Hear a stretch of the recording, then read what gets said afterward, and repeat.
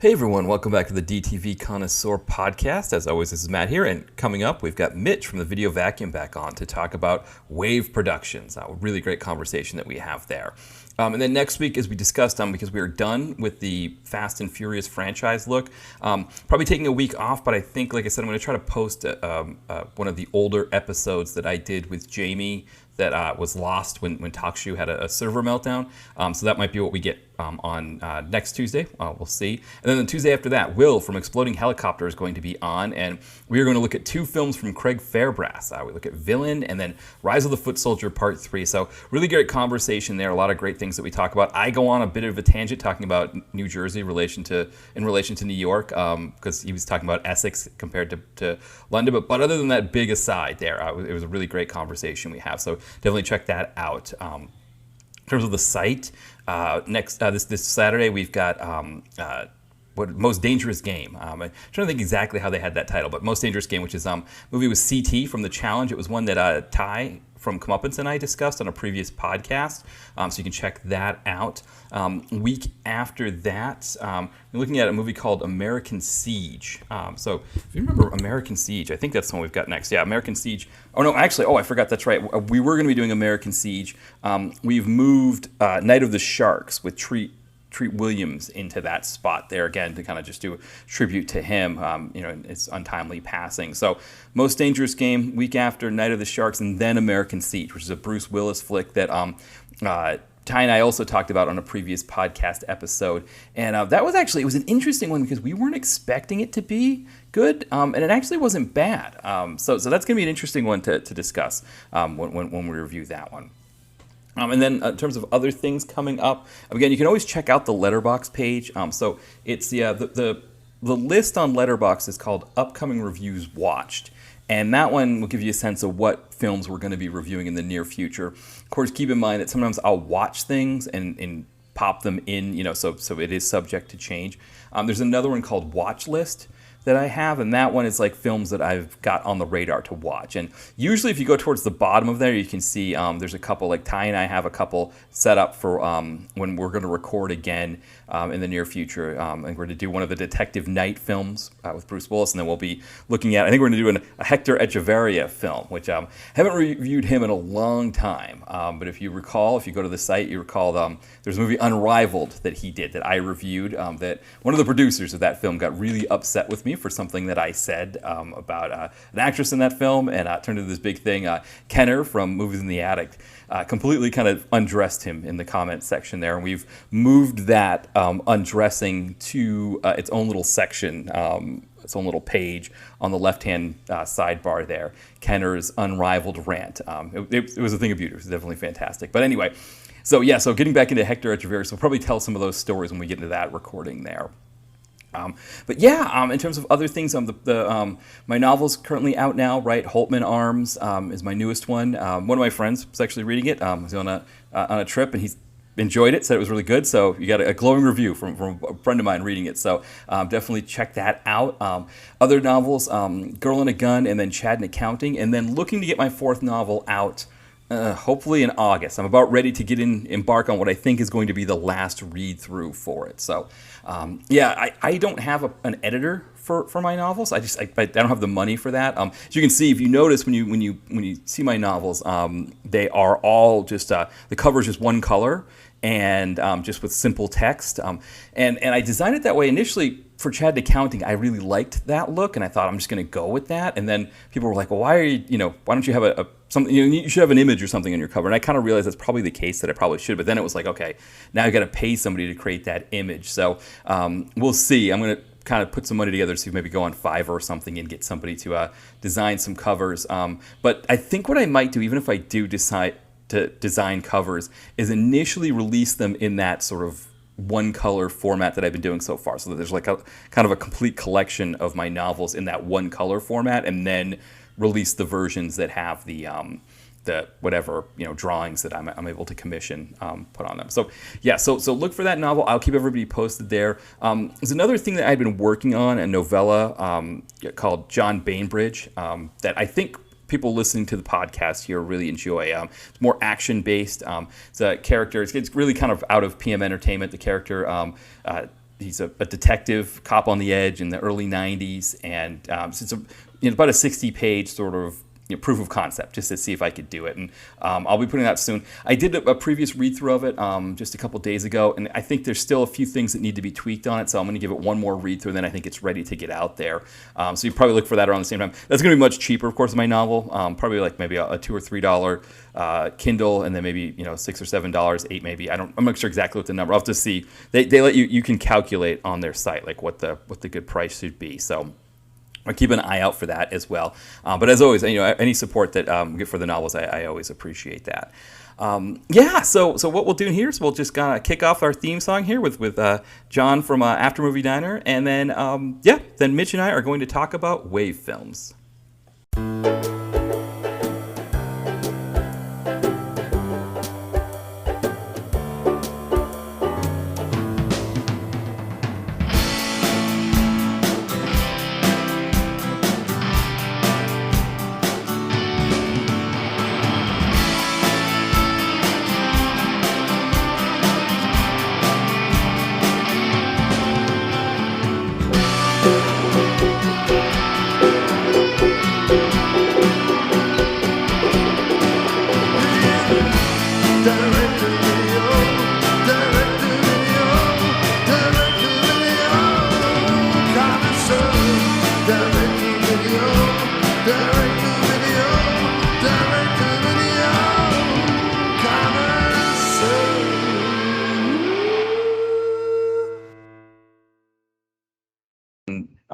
Now we're back on the Direct Video Connoisseur. It's kind of drew a blank there just as I was starting. And sometimes this happens where I get ready to I get all ready to go to start the recording, and I draw a blank, and don't do a good segue in there. But anyway, we are joined once again by special guest Mitch Lovell of the Video Vacuum. Welcome back, Mitch.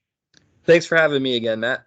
Yeah, I think the last time you were on, we were talking about ski school, and at that time we were talking about a current theme that you've been running on your site on the Video Vacuum, Tubi Continued, where you're kind of going through as much of the Tubi catalog as you can.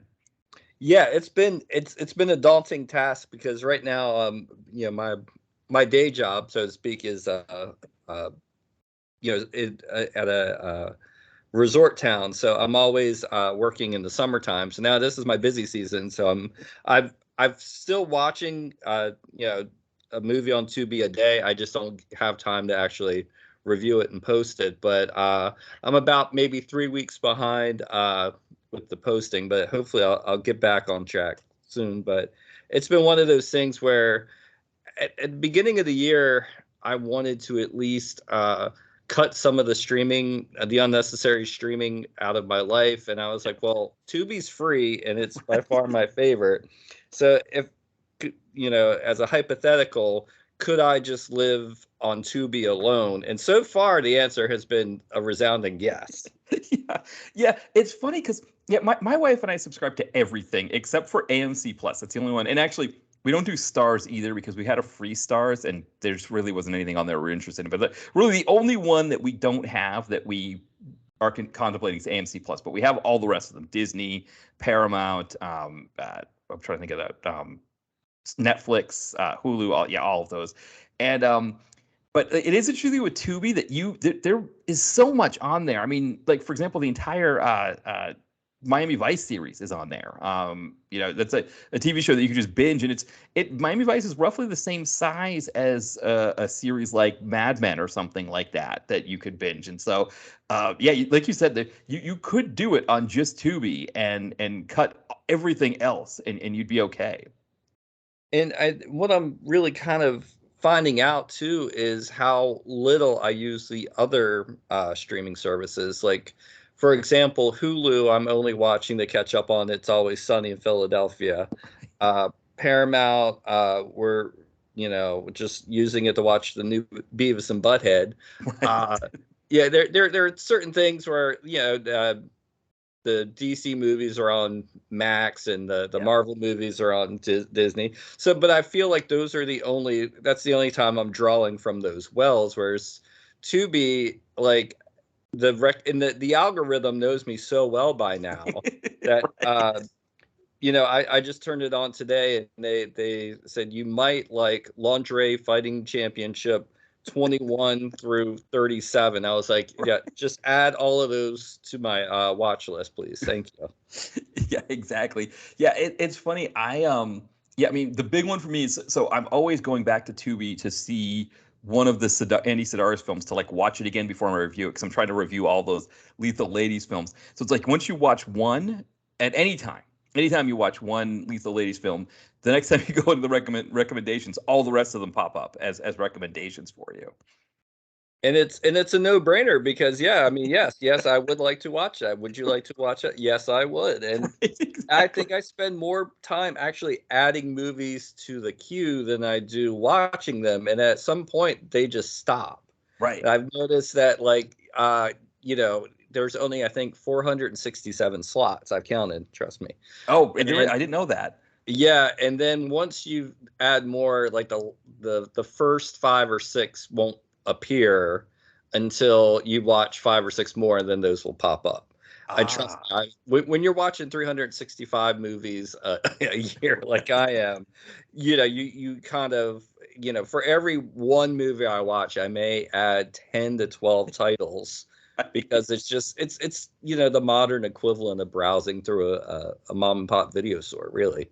Yeah, I've noticed for me, it's like the first thing. I mean, even today. So today, I wanted to pull up the movie we're going to be talking about, Mail Order Murder, and I wanted to get the title correct so I could find it on IMDb. And I was like, well, it's in my Tubi queue because I watched it on Tubi. Of course, the first thing that comes up, right, is the recommendations for do things right. And I'm like starting to scroll through that. I'm like, no, but the podcast is starting. I need to go in and look up this movie so we can get everything ready. I can't be like browsing my Tubi queue again. But that's kind of what I do as well. I probably spend more time browsing Tubi and adding films to my list than I do actually watching movies on Tubi.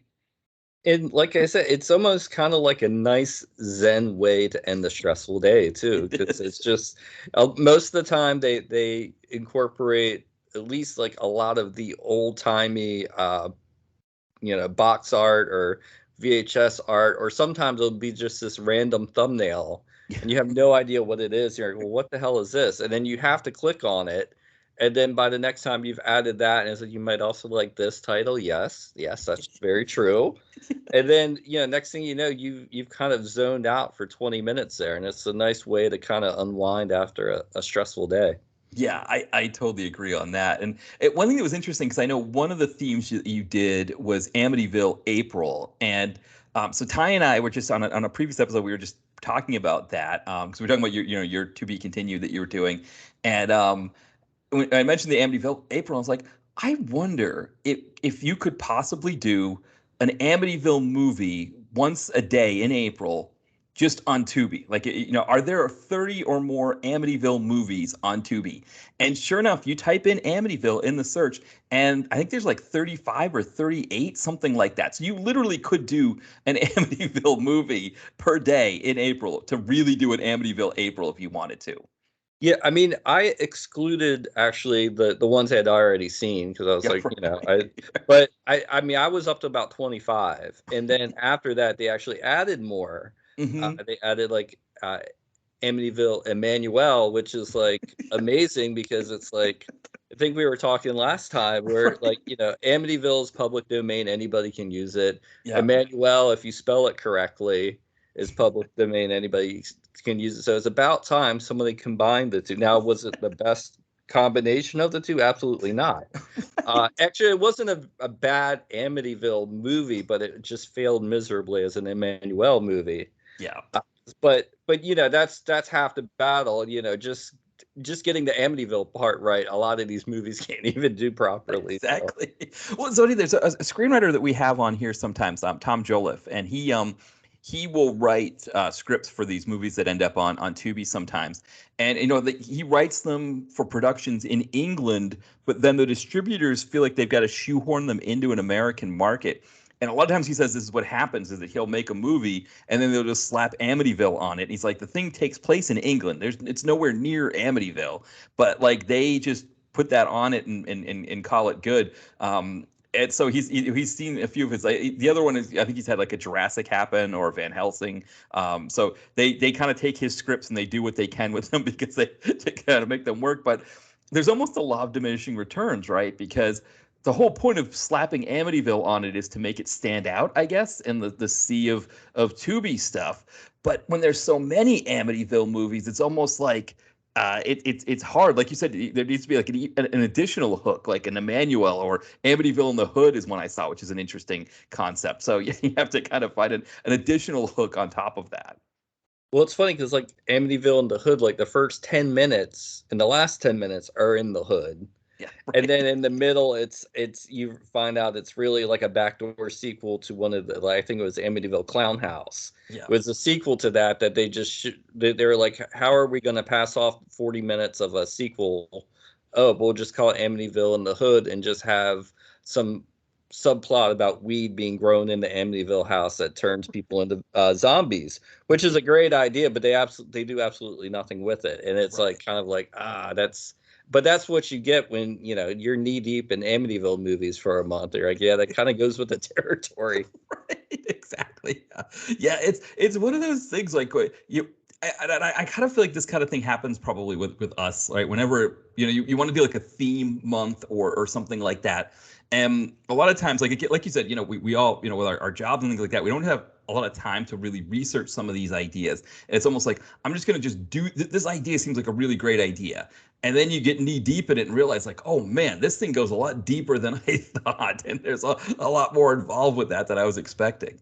And when it's like a say like an Amityville month or like an Al Adamson month, like I've done it's like it separates the men from the boys because it's like by the time you're into like the 15th one and you're like, God, man, you're like, but like I'm sure like I should be like, writing the great opera of our time, or I could be doing so much more with my time than Right. doing, watching these movies. But at the same time, like if you're not feeling that like kind of like uh feeling of like kind of like what am I doing? Like I a lot of people would have tapped out after the first one, but when Right. you're 15 movies in, yeah, and then it's the same thing I think too. Like you and I, like when we get into like the Seagal DTV era, or like some of the Van Damme ones, where you get to a couple and they really kind of test your resolve. But Yeah. sometimes if you just shoulder on and just kind of soldier forth, you kind of find two or three gems that makes the 10 or 11 really terrible ones kind of worth sitting through. Yeah, right. Because that's kind of the thing, right, with the Seagal movies or with any of these kinds of things, right?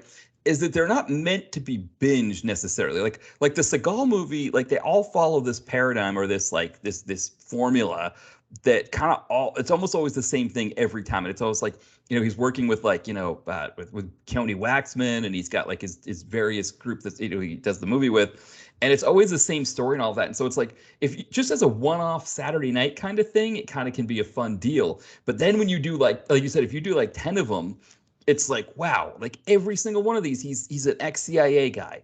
Every single one of these, he's using the same bad Cajun accent, right? It's like, every single one of these, he's playing someone who's like 20 years younger than he really is, And it's like, you start to see it.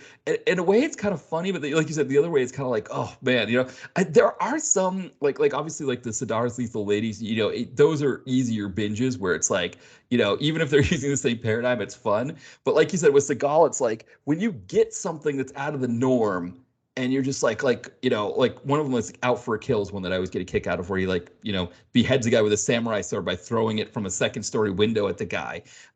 When something like that happens, and again, he also plays an archaeologist, I think, in that as well. It's like you said, you kind of latch on to those little things sometimes that can get you through the whole group of them.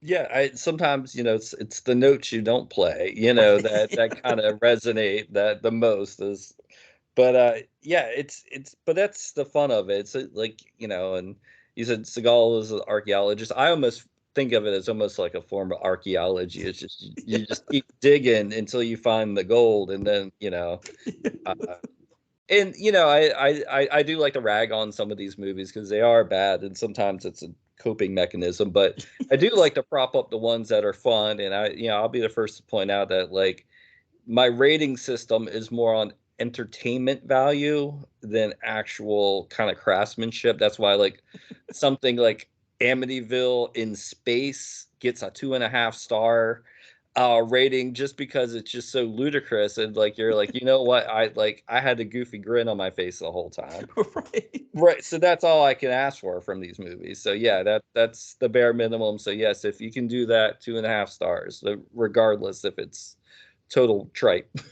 Yeah, and I think that's the kind of thing with Tubi, right? Is it's like part of the thing with Tubi is that there's so many movies that we know on there now that it's almost like, taking that chance on something that you haven't seen before.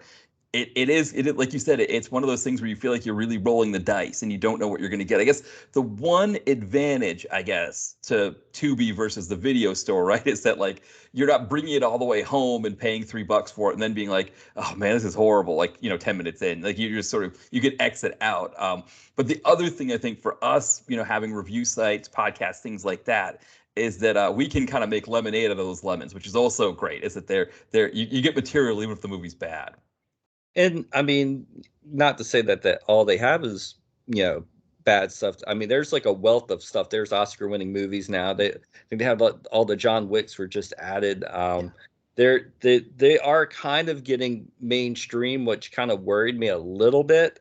But there are still and also there's still a wealth of stuff on there that maybe 10, 15 years ago wasn't on DVD, wasn't on any sort of, it was hard to find stuff. Like there's a lot of the Something Weird movies that have, shown up overnight. There's a lot of movies that, had been out of print for some time. And whether, I think maybe some other companies are, I think what some of them do, like Severin and maybe even Vinegar Syndrome, they kind of will put those movies on Tubi either to test the waters to see if anybody's interested in them, or like, they kind of say, okay, like this movie's going to be on Blu-ray soon, but here's something to kind of whet your appetite.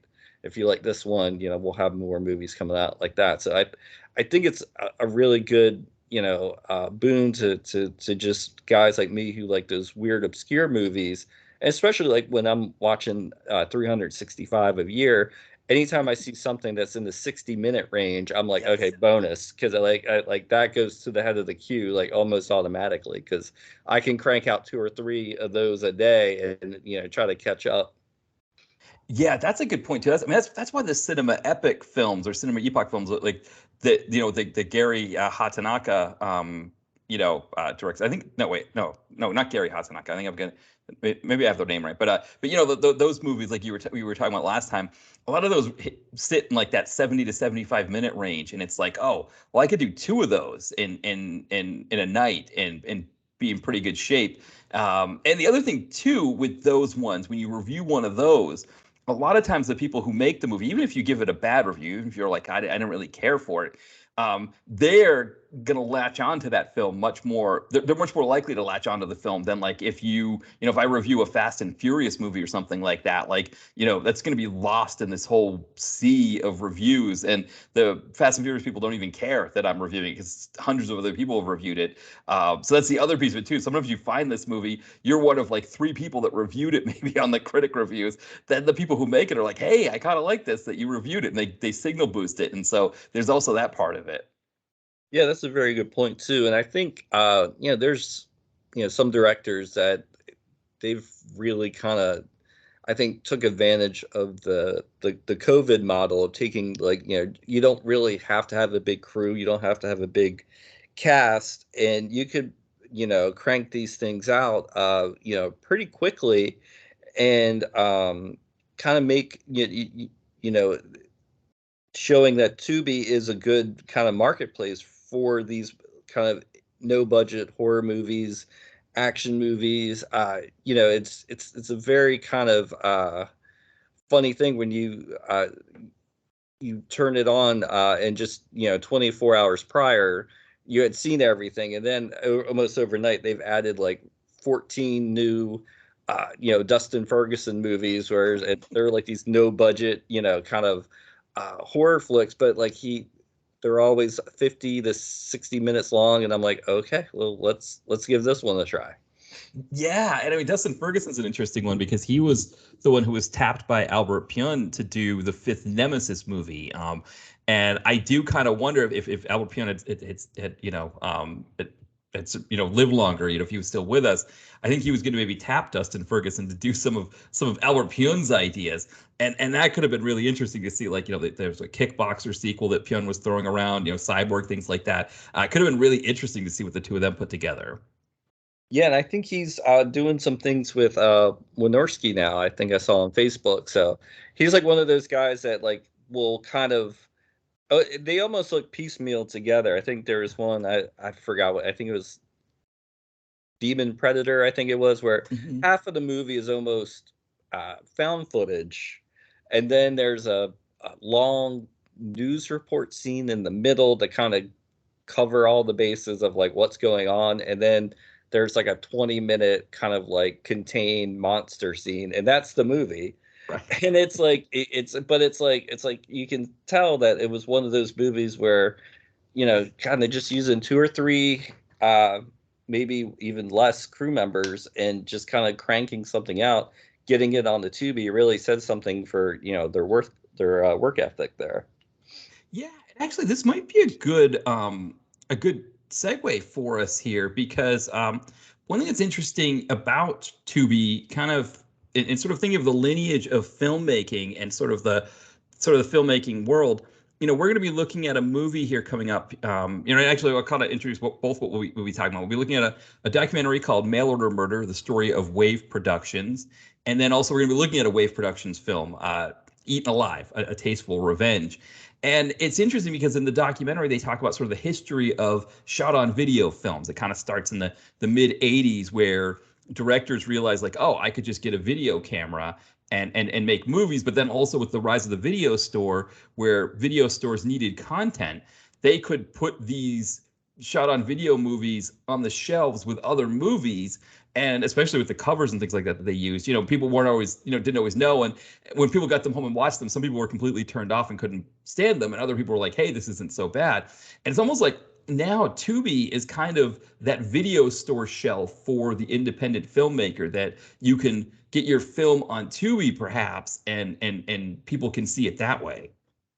Yeah, absolutely. That's a great segue because I think everything is kind of everything goes in cycles. And I think that, like I was comparing Tubi to the mom and pop store, that's kind of like what Tubi is for these new filmmakers. And that is kind of their market. And whether, or I have no idea whether they get any financial, of their costs, but it's out there, it's out in the world. We're talking about them right now.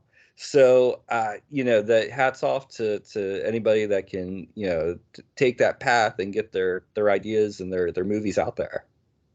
Yeah, for sure. Because I think, even if you're getting any kind of ad revenue for it, but I think that's kind of the thing too, is that, like, to be able to tell people like, hey, I've got a movie and it's on Tubi. I think even that is in and of itself is a fantastic thing. So yeah, but maybe we'll kind of segue in here, and we'll get into first with the documentary. So this was definitely a great choice on your part to choose this documentary. So again, the movie is called Mail Order Murder: The Story of W.A.V.E. Productions. W.A.V.E. is an acronym, W-A.V.E, and talks about a sort of infamous New Jersey-based, I guess it's horror and fetish or custom video company, and they're out of South Jersey, so they're like right near where I live, right here in Philadelphia. So I grew up in Maine, so I don't know enough of the dynamic of South Jersey, but yeah, I think in the documentary they talk about being in Bridgeton, New Jersey, which when I visit my buddy, if I take the bus, that bus terminates in Bridgeton. I think there's a prison there, because I guess see family members that are going to see their loved one who's incarcerated on that same bus.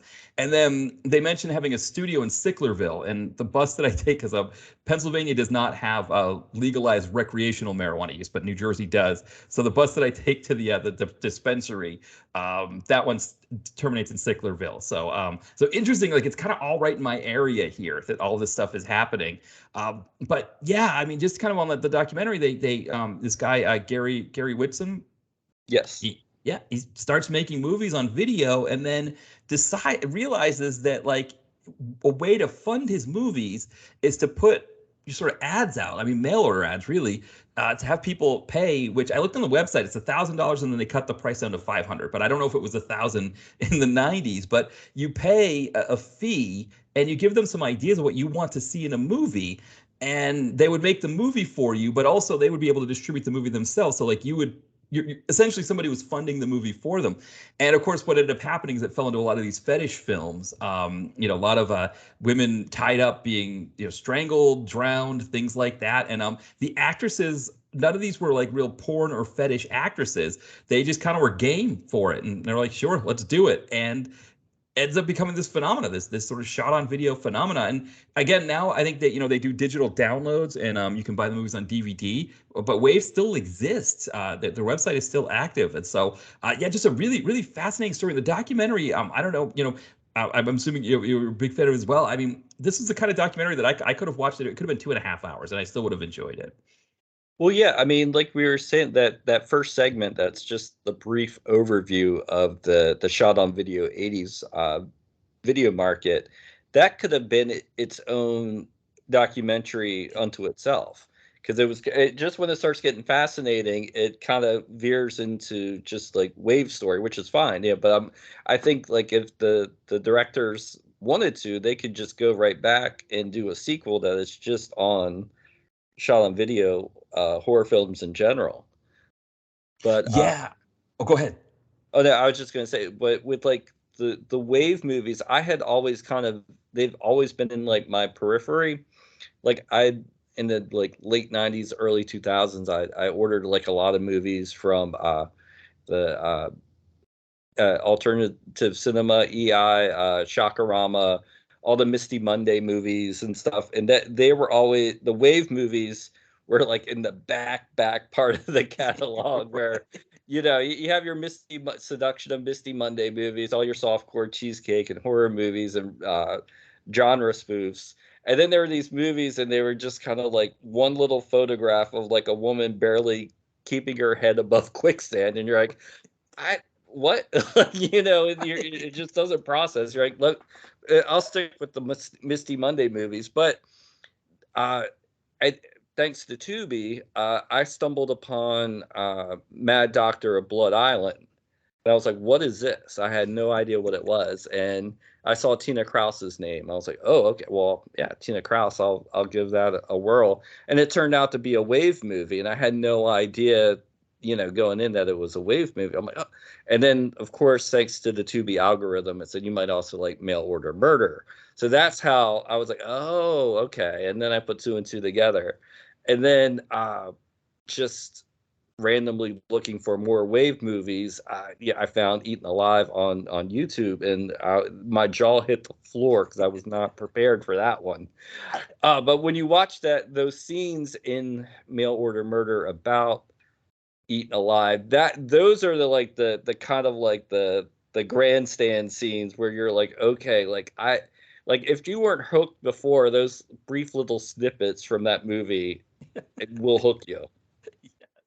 Yeah, it is absolutely amazing, kind of like, yeah, I mean, it's such a fascinating concept, right? Like, okay, it's almost like it was the crowdsourcing or the Kickstarter or GoFundMe of its day, right? That Gary Whitson came up with this idea of, hey, pay me whatever it is, $500,000, and I'll make a movie about a woman drowning in quicksand if that's what you're into, or whatever it is that you want to make the movie. And it's funny too, because they mentioned about how the guy who did Psycho Sisters, who they talk about in the film, he was someone who came to them and said, "Hey, I want." I'm going to fund the movie, but I also want to be able to make it. His name is Pete Jackalone, I think, or Jay Salone. And when they mentioned it, Gary Whitson was talking about that situation, he's like, yeah, usually we don't let people make their own movies because we don't want these people hanging around the set who come up with all these ideas. But because, we knew him, we figured we'd let him do it. But, it's like you said, like it's not, like you said, it's not porn, right? It's not even like softcore porn. I mean, there's a pornographic element to it, but these are not porn actresses. I mean, I don't know, like Tina Krause, Debbie D, if they do maybe fetish stuff on the side outside of Wave, but for the most part, they're kind of just game to just do whatever Gary kind of puts out there for them, and they make the movie. And but then like these movies then end up sponsoring him to be able to make the movie that he wants to make, which again he's making on such a really small budget as well. That it's all really fascinating. Well, what's really interesting is he started out making the best possible movies he could with the means he had. Yeah. And as it went along, I think he had the foresight to say, like, if I want this business model to be successful, I need more titles than I can just come up with. Okay. And it's funny that you said it's kind of like it was the crowdsourcing of its day. I actually kind of think it's almost like the human AI screenwriter. You just tell me that various elements you want, but instead of a computer spitting it out, it's an actual human. So Right. it's like a human AI composite of just kind of fetish horror elements. Yeah, it's there is this, right, because even he says, like Gary says, you just need to give me a beginning, middle, and end, and that's all I need. And if you want to write the full script, you can. But it's like you said, it's almost like Chat GPT to be like, here's my basic beginning, middle, and end. Tell me a story about a woman who's tied up and thrown up in quicksand, and needs to try to keep her head above the quicksand. And yeah, it's almost like that they're doing the kind of that idea of it, that they make. And yeah, when you get do the interviews with the women involved, it is really kind of fascinating the way that they talk about doing these things in such a like a matter of fact way. I mean, there is a little bit of a craziness to it too, the way they describe it, like it's like a goofy quality, but it is almost like a matter of fact thing too. That was like, yeah, I showed up on the set and this is what we did. This is what we're doing there, or something like that. It was interesting too. It's almost like the old school studio system with starlets. Yes. They're almost like vehicles for like Tina Kraus, Debbie D, Pamela Such.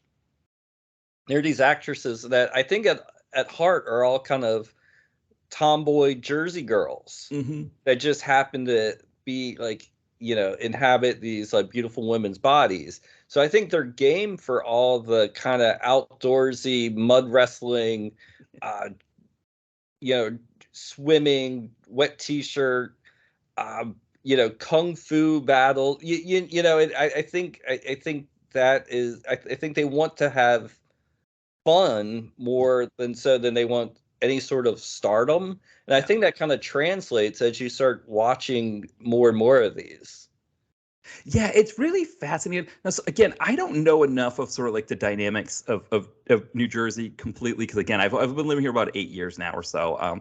But kind of the one sense that I've got, I mean, there's sort of the simplified binary of North Jersey and South Jersey. Like North Jersey is, the New York suburb area. South Jersey, where Wave Films is from, is the sort of Philly suburb area. But I mean, it is a little more complicated that you have the shore area, you have sort of the northeast or northwest where it's like, more farms.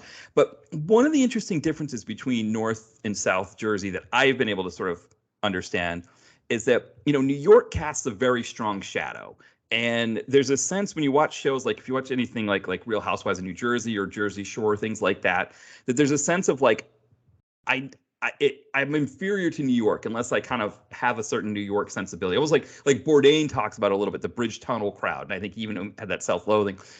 But Philadelphia does not cast that kind of shadow. And in fact, Philadelphia itself is hemmed in by the fact that it's close to New York City and DC, which I'm sure you probably know in the Maryland area. It's part of that sense of like the kind of the political power there. It's a little different from like a big city, but it's still kind of as a way to sort of hem in, other areas. And so Philly is like a small town that's like the size of a big city.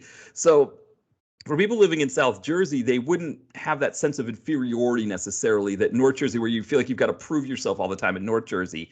And I think that allows a little bit more of this attitude. I mean, there's still like a roughness, right? Because Philly has the roughness as well, but it's not quite the same, which is really fascinating. And some areas are more conservative. Like my buddy lives in South Jersey, and his area that he lives in, he said, is much more conservative.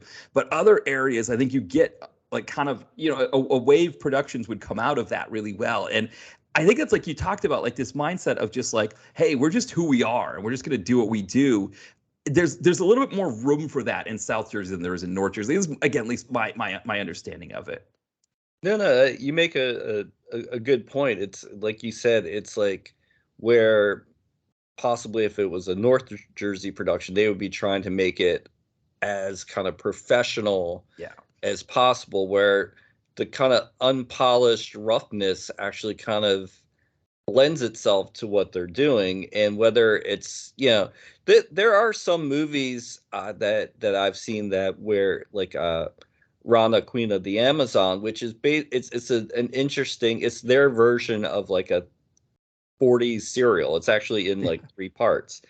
And there is in some of like especially the early productions, there's like this innocence about it that's kind of sweet. There's like, that like the girls all, it's almost like Austin Powers, all the naughty bits are covered up, and there are of course rougher productions, but when you see with like some of these kind of cheekier productions, you're like, oh, like it's kind of like a 13-year-old's idea of what like a dirty movie would be like. It's not quite dirty enough. And it's kind of charming too. Like, it's I don't know. It's like I said, there are some of the rougher ones, but when you watch like one that's kind of cutesy, like it just I don't know, it just tickles me. Yeah, no, I totally agree. I mean, one of the things they talk about in the documentary is that Gary Whitson kind of comes up in this sort of like pulp comic book fantasy world, and he had submitted some drawings for comic books that were kind of similar to what you see in Rana, Queen of the Amazon. Kind of the women in scantily clad, potentially being tied up in other forms of peril and things like that, and he kind of came from that world, and again, he found women that were game for making the kind of movies that he wanted to make. And like you said, yeah, there's like sort of a series of these run. I have been meaning to see them. I have to probably check out the Queen of the Amazon, because it is a fascinating take on that kind of thing, and him, being older, like I think he would have probably seen stuff like that on TV maybe growing up, where when they're trying to fill TV, fill spots on TV, so they used a lot of shorts and serials. That's how the Three Stooges had a huge comeback. Was in the early days of TV.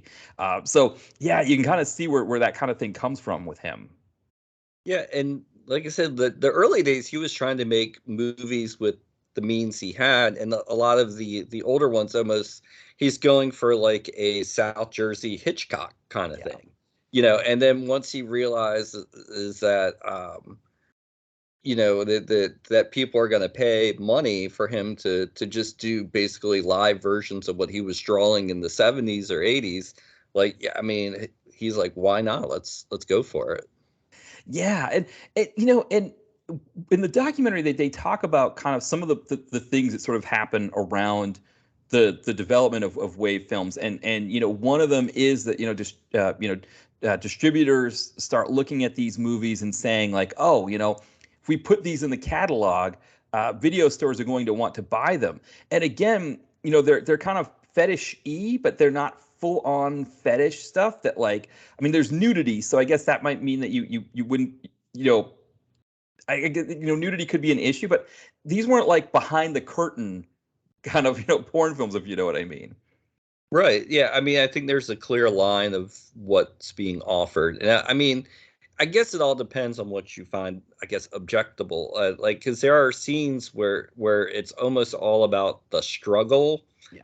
You know what I mean? And like the strangling or the asphyxiation kind of goes on and on. And if you're leery about that sort of kind of thing, I think that would be a turnoff, because it almost feels like a Fisher Price snuff film. Yeah.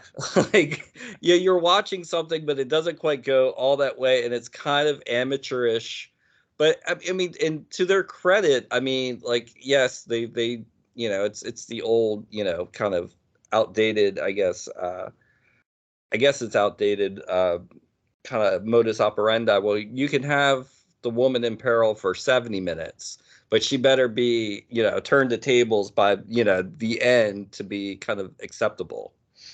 Yeah, no, that's a good point. And the other thing too that they talked about now, though, I don't remember the guy's name, because I think he might, I don't he wasn't in the documentary. He was like featured in the documentary, but he actually didn't talk or wasn't interviewed in the documentary. I only remember his first name was Sal. Salonga, yeah. Sal Long, yes.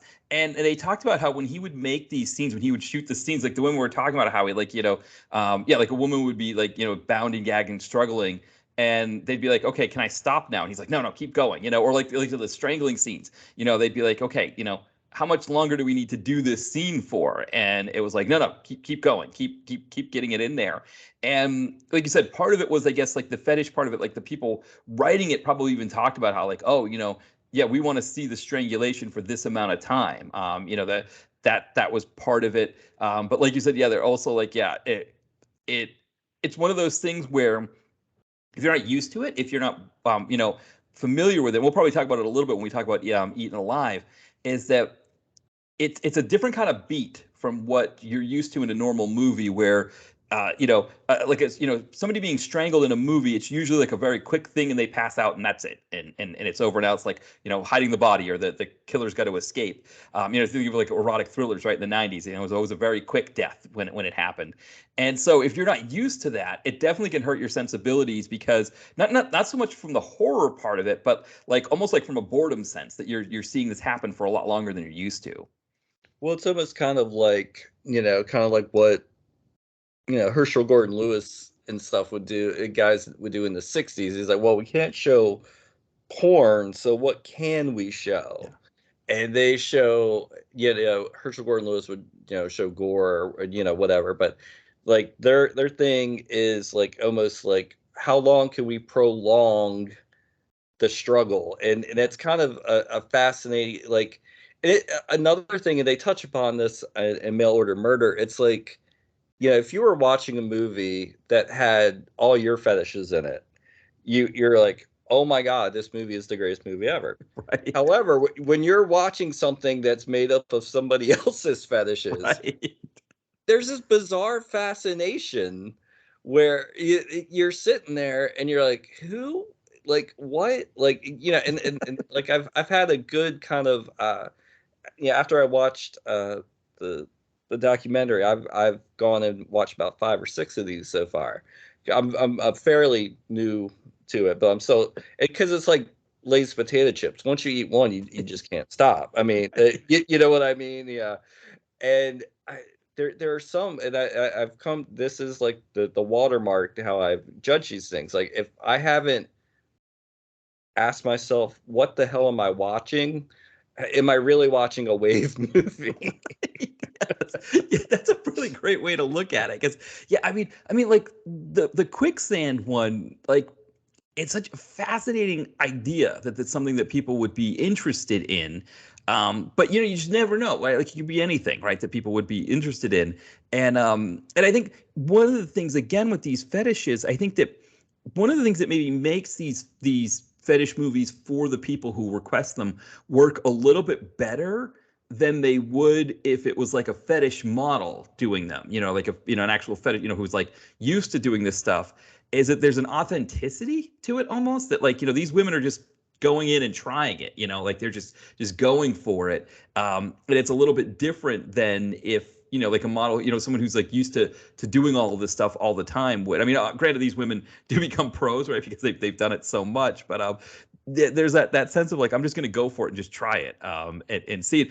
And it's funny because most of them, they say, it's not that dangerous necessarily, but it's like uncomfortable in the sense of like the gore is fake animal stuff, which I never really thought about, the fact that, yeah, unless you work in a butcher shop, you're probably not used to the smell of like fake intestines and animal livers and things like that. And so there's that part of it too, that like I think there's an authenticity to see how it's done. So almost like if you're not a part of the fetish, right? If that's not a fetish that turns you on, you're almost like, I want to say, sympathizing or empathizing with the actresses that are performing it, and seeing like, wow, they're just going for it. They're just doing that.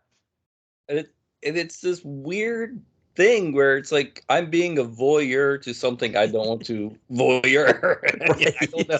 You know what I mean? It's like, oh, like if you're wanted to peep on someone, then you're like, oh, it's the wrong window, but I'm stuck here. So for the next 90 minutes, let me just look in. It's just it's like a bizarre inner working of somebody else's mind. I think it's you don't get that with just just kind of your everyday, not even your everyday shot on video production, because most of the shot on video films are trying to emulate a big budget production with Right. what they have, and which is what Wave did, in the beginning. But like when you get to something like Eaten Alive, and you're like, And I think somebody even says this in Mail Order Murder. It's like an alien's idea of what pornography should look like, and it's just like a great kind of way to even think of it, because there's so much going on that should not work, but it kind of works because it's just the WTF factor that runs through them. Yeah, it what kind of on that point, like we get these two guys who I don't know if they're like wave historians or they're sort of wave fans. And I'm not sure exactly how they I mean, I guess I was trying to think of how they would have found them. I mean, I guess like it would be like if somebody was doing a PM Entertainment documentary and they're like looking through like, like who's doing the most reviews on PM Entertainment. Oh, like this direct to video connoisseur guys. And so they, sit me down in a thing and have me talk about PM Entertainment. I guess it's kind of the same thing. They must have discovered that these two guys really liked wave films. And they were talking about kind of the same way you were saying. It's almost like a Lay's potato chip thing where it's like you they don't really know what's going on with a lot of this stuff, but they just keep watching it and just sort of it's like they can't stop. Like I don't want to say they can't stop watching it. It's just utterly fascinating to them.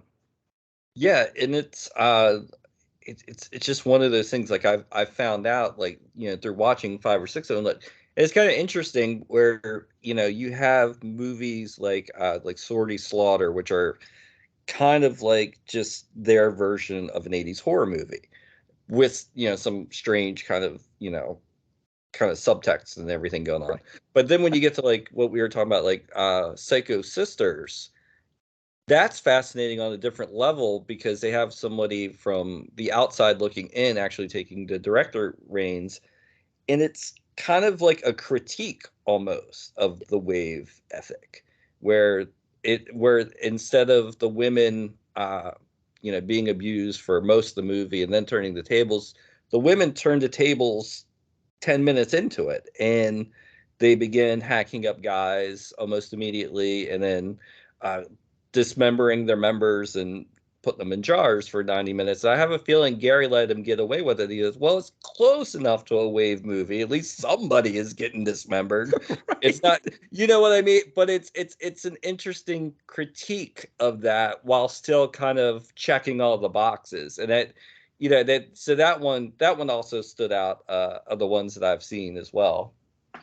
Yeah, Psycho Sisters is one I was curious about because they mention it in the film and they talk about how Peter Jackalone, how he he went to Gary and said, hey, I want to do the program where I give the money to make a film, but I want to direct it. I want to the one to direct it, and I've got the script and everything. And they were like, and again, it was because Peter Jackalone, I think he was he'd been at conventions. I think he was kind of I don't know if he wrote about their films or there's some connection that they had there. So he was kind of a professional in the industry with them. So it wasn't like just some guy just being like, hey, I want to make this movie.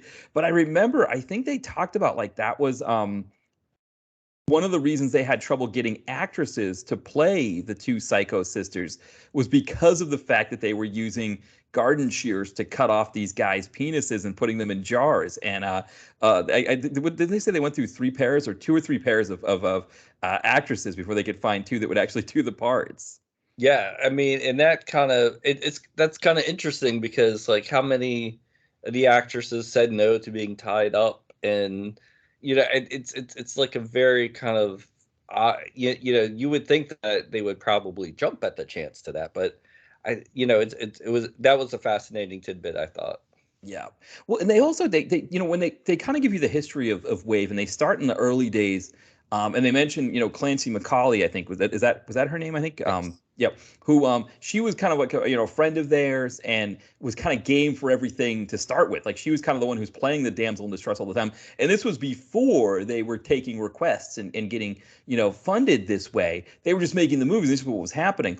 And I think that also probably set an expectation for other women that were coming to work with Wave as an actress after the fact. It's like, okay, well, Clancy's doing this. And I remember, she talked about when they first started doing the requests, like they did a foot fetish movie. And, it was her and another actress that just had their feet up on the table and stuff like that. And she was just like, whatever, it's what you're into. Then I'll share, show my bare feet. But I think that was part of it. I think you knew like, okay, for the the women who came later, like Tina Kraus and Debbie D, that they were they knew there was an expectation of what they would be doing, and so it probably made it a little bit easier to sell it, because it's like, okay, well, you see what Clancy's doing here, so this is what you can expect if you want to work with us. Yeah, she set the bar, and I think Tina Kraus, I think she took the mantle up as well as anybody could. And I think she, she's really kind of was probably the breakout star, of the Wave stable. And, she was always my favorite because, like I said, she was always in the Misty Monday movies and, low budget horror movies. Like I think she was in a couple of J.R. Bookwater movies, and just like it, she just has that kind of like that good mix of, like I was saying, kind of like looks, but also like that kind of down for anything Jersey girl that like just wants to go out and have fun versus to be a B movie queen. And a lot of B movie queens settled for being a B movie queen. You know what I mean? Like they wanted to be actresses, and they're like, well, okay, this is what I'm known for. I'll embrace this. But I think Tina Kraus is just like, yeah, whatever, sure. You want to call me a B movie queen, just kind of pay me kind of thing. Like she has that spunky kind of attitude. Yeah, that's for sure. And it's like when you see a lot of these older films that she does, when I say older, I mean these, from the 90s. But yeah, and she talks about it in the movie that, like, she, when these wave films start to take off a little bit, they were coming to her. These other people making movies were coming to her saying, like, hey, we want the you from these wave movies to star in my low budget film. And I think she talked about, like, going to, like, Canada to make films and things like that, like she was kind of in demand at that point. And I think Debbie D is a similar one. Not I don't think she quite to the same degree as Tina Kraus, but if you look at Tina Kraus's her IMDb catalog, I mean, she's still making movies, and it's like 2 or 3 a year for sure. And yeah, it's kind of cool, like, to think of that like you could start with Wave, and this thing, as it takes off, she took off with it, and got more roles. Yeah, I think it was just kind of like one of those perfect storm kind of things because that's when she started getting into it. That was also the time I think that Wave started being featured in the alternative cinema catalogs and stuff. And I think that's how the Shakarama and Seduction Cinema people, how she got on their radar, and kind of they, once they kind of put her together with Misty Monday, it was like Money in the Bank.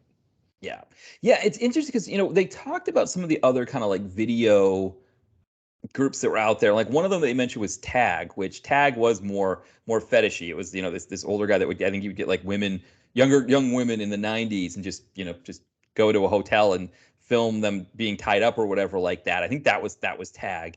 And I can't remember some of the other ones that they mentioned. I know there's another guy who they were interviewing in the piece, who was kind of more about like, hey, I want to actually make movies. Like I want I'm like trying to make like serious things. And here's Wave just kind of going like Wave had a different idea of what shot on video could be, compared to what this, like you said, that this one guy was talking about how he was trying to emulate big screen films and just sort of reduce what he was doing down.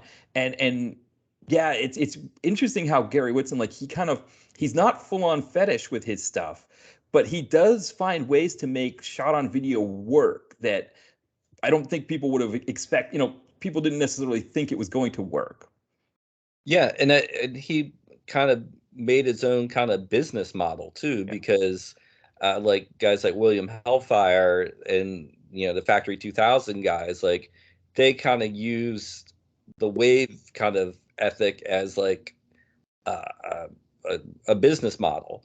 And all you need is a couple of good-looking girls in the forest and some G strings, and the movie will basically sell itself.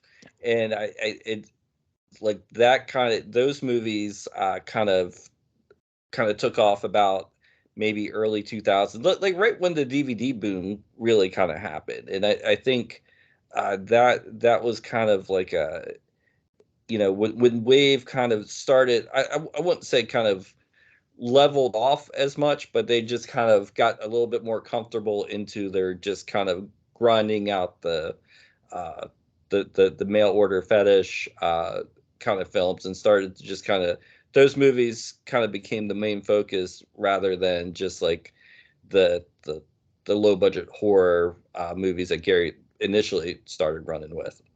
Yeah, it seemed like he would like maybe fit one in like every once in a while with, because like when you go to his IMDb page, I mean, he talked about like shooting like over, 400 or 500 movies that he did. But when you go to his IMDb page, there's like maybe like 100 something movies there. It's not for him as a director. Actually, only lists 49 of his directed films. So I think a lot of those ones that he did. I mean, if you look though, if you see like you'll see Strangled, Strangled 2, Trapped, Trapped 6, like so a lot of them are there. But I think that was kind of his plan, where it was to kind of like make one decent movie, I guess, within. But I guess when you think about it, when the thing starts to get bigger, right? Those other movies were selling, and so he was making so much money off them that it was probably hard not to keep making those movies.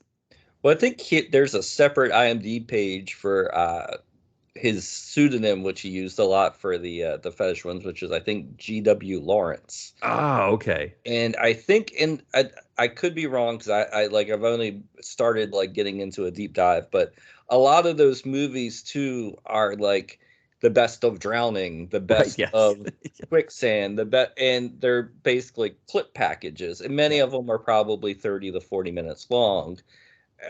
Sometimes the IMDb will put, short in parentheses if it's a short or whatever. Sometimes, the shorts aren't listed, so it's feasible that like he, is directed even more. But I think, especially like in the '90s, but pre-internet, when you needed a catalog Yeah. to sell people, you needed titles, and those titles, you know, I haven't seen any of the Strangled movies, but I'm pretty sure by the time you get to part 8, it's just like I said, like a clip package. So, they'll do a lot of things too. Well, they'll do special editions. Well, they'll add 20 minutes of new footage. So then you have, the Sorority Slaughter 1994, and then you have the 2012 special edition with 20, you know what I mean? So that's a title. So I guess it's how you count what counts as a title. But like I said, when you have a catalog, you need titles. And if you have titles like Strangled Part 8, that's, some guy's going to be like, well, I got to see 1 through 7 now. Right. You Yeah. know, like, there are guys out there, and like they even talk about this in the documentary. Somebody would buy a Wave movie 1 week and then buy 30 the next week. And we're talking, these were at, when they were like $20-$30 a title for a 40-50 minute movie.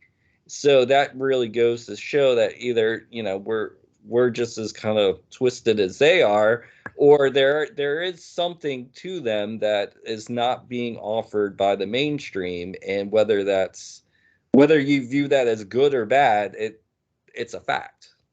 Yeah, because you know what it is, I think, with the mainstream, right? That what the mainstream offers is they kind of like veer onto the sides of some of these things, right? So like, like an adventure movie might have a woman drowning in quicksand. But granted, it might have a guy involved too. So if it's a fetish for the guy, or for a fetish for a guy that wants to see women drowning in quicksand, right? If there's a guy involved, right, that kind of ruins it for them, right? They don't want to see the guy as well. But there's always that sense of like these movies have like little bits of it, right? There's damsels in distress, right? In movies, right, where women get kidnapped and have to be rescued. And so you see it like a little bit, like you get it, but right, it doesn't have the full on like fetish element to it. And so what Gary was doing was saying like, okay, yeah, I can make your whole movie the damsel in distress, part like that. I guess you think about I always think of like movies that were like detective movies in the not detective movies, detective TV shows, right, in the 70s and 80s. The damsel in distress part will be like the last 15 minutes usually, the Heather Locklear on TJ Hooker, or Stephanie Kramer on Hunter, right? It would kind of be like they're trying to solve the crime, and then like the baddie gets the drop on her in the last 15 minutes, and it's up to like TJ Hooker to go rescue Heather Locklear for that last 15 minutes. Gary Whitson saying like, I'll make the whole movie that last 15 minutes that you like there, and like you said, like somebody realizes like, oh, I got this one WAVE film, but now there's like a bunch. They'll get them, but then like you said, there are these people that aren't watching it for the fetish part. They're watching it for like the fascination of what this is, and they've just got to get all of them and just see them all. And it's almost like me going to the drugstore or the grocery store or whatever, wanting to try every flavor of Monster Energy drink or something like that. I honestly, I think it goes back further to like even the silent days where the guy in the handlebar mustache tying the damsel to the railroad tracks. Because there's a lot of like, okay, even with quicksand. I mean, quicksand. When I grew up, in the 80s, like when you watch television and you only had like so many channels, all the old movies, all the jungle movies, everybody was dying in quicksand, and it's like that was one of those fears for me, like when I was a kid. But then like you realize there's no quicksand anywhere, so you're gonna be fine, kid. Like, but that was always like one of my fears was quicksand, like but like even that dying in quicksand, or at least almost drowning in quicksand, is like an outdated concept almost. And it's fascinating that it's almost like a 90s shot on video version of something you would see on television from the 40s. And it's like I said, it goes back to this like weird innocence, even though it is kind of grungy, and it's kind of, those touches are just kind of like strangely endearing to me. Yeah, yeah. It what he does, kind of what Gary Whitson does when he makes these, is that I mean, the strangle obviously is, some of the stuff is very hardcore, right? Like with the strangling, with the murder, with that kind of stuff.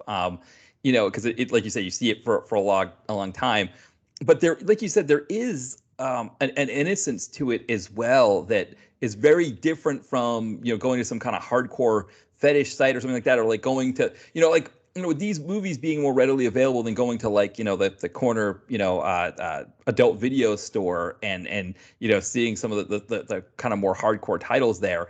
This is like something very different there, but yet for people that have these fetishes, they fit the bill, probably in a way that the hardcore movie doesn't necessarily, because it is a little bit more authentic when they're seeing it. And then yeah, Gary's kind of making this collection of them, like he's got this whole catalog of them, and you get people like the two guys they interview in here, who it doesn't seem like either of those guys necessarily are into any of these fetishes necessarily, but just the idea of the WAVE film is just so fascinating to them that they just got to watch them all. Yeah, I mean, it's one of those things where it's you have certain filmmakers, like I'm not saying he's an Ed Wood or someone along a Tommy Wiseau or somebody like that, but you get like that same kind of high from watching like one of the when he's in the zone. There's only one person that in this whole world that could have possibly, even if it's written by somebody who paid him $1,000 to make it, translating that idea onto video. I mean, like, and we'll get it more into it when we talk about Eaten Alive. Like, Eaten Alive is one of the strangest movies I have ever seen, and it's just like almost like Boonwellian in its madness, and it's just like there's only one movie like that I know. Like, I mean, I think there was one they talked about where somebody got shrunk and stomped on, but like that I've seen, that what I was like, wow, like my jaw was on the floor of the whole movie. Right. Well, then you throw in a guy like Sal Longo, because I think that's the other part of this that I think is really cool. The way that they discuss it in the film is how you get someone like a Gary Whitson who has kind of his basic ideas or what he wants to do, but then you get these other people that are involved that push it kind of to another level. So again, we talked about Clancy McCauley, who was someone who was just game for doing whatever Gary had in mind, right? So she's up for doing all these parts, and she's like, yeah, tie me to a chair and dump ever, like let's do it, let's do all of that kind of crazy stuff. And then you've got Sal Longo, who's someone who's like, he like takes the whole thing so seriously when it comes to being a director with these, where he's getting these longer than the natural shots, where he's taking things like this other level. So he's another person, right, who's furthering it. And then we add in, Tina Kraus, Pamela Such, Debbie D. Yeah, what was the other one was Tina. Oh, I can't remember her name. Uh, Gina Demko. yeah, yeah, exactly. Yeah, yeah, or yeah, was that what it was? Or Laura, sorry, Laura. Uh, oh boy, why can't I think of her name? Or Giglio. Giglio, that's it. Yes, Laura Giglio. Yeah, yeah. Laura Giglio's story was really great because she talks about how she was 18 and she was with her mom and she was filling out the WAVE like consent form. And there's all these things like nudity and stuff like that, and her mom's like, no, you can't. I think Gary Whitson talked about how seeing her application form, it said no, yes, no, yes, like it was like it kept getting scratched out, and so she couldn't really do the movies. Then she turns 21 and she's living on her own, and she's like, oh wait, I don't have to listen to my parents anymore. I can go do these movies now. And it's like, and of course she shows up and Gary's like, of course I remember you. Yeah, come make movies with us. And so like having that kind of mentality to be someone who at 18 you want to make these movies but you can't because you're still living at home and your parents don't let you. And I think again her name's Laura Giglio. So I'm assuming there's probably an element of sort of like the overbearing Italian parents with the daughter, that something that sometimes happens there, where they want they don't want their daughter doing things like that.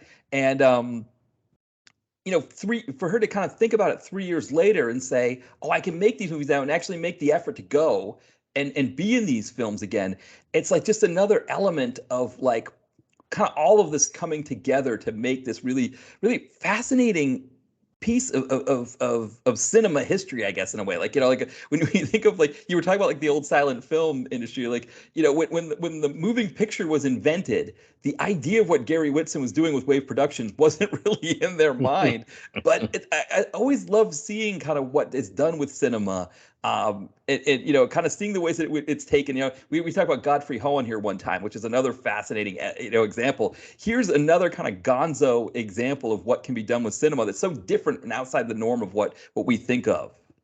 And that's one of the reasons why I kind of suggested it to you, because you're doing the direct to video.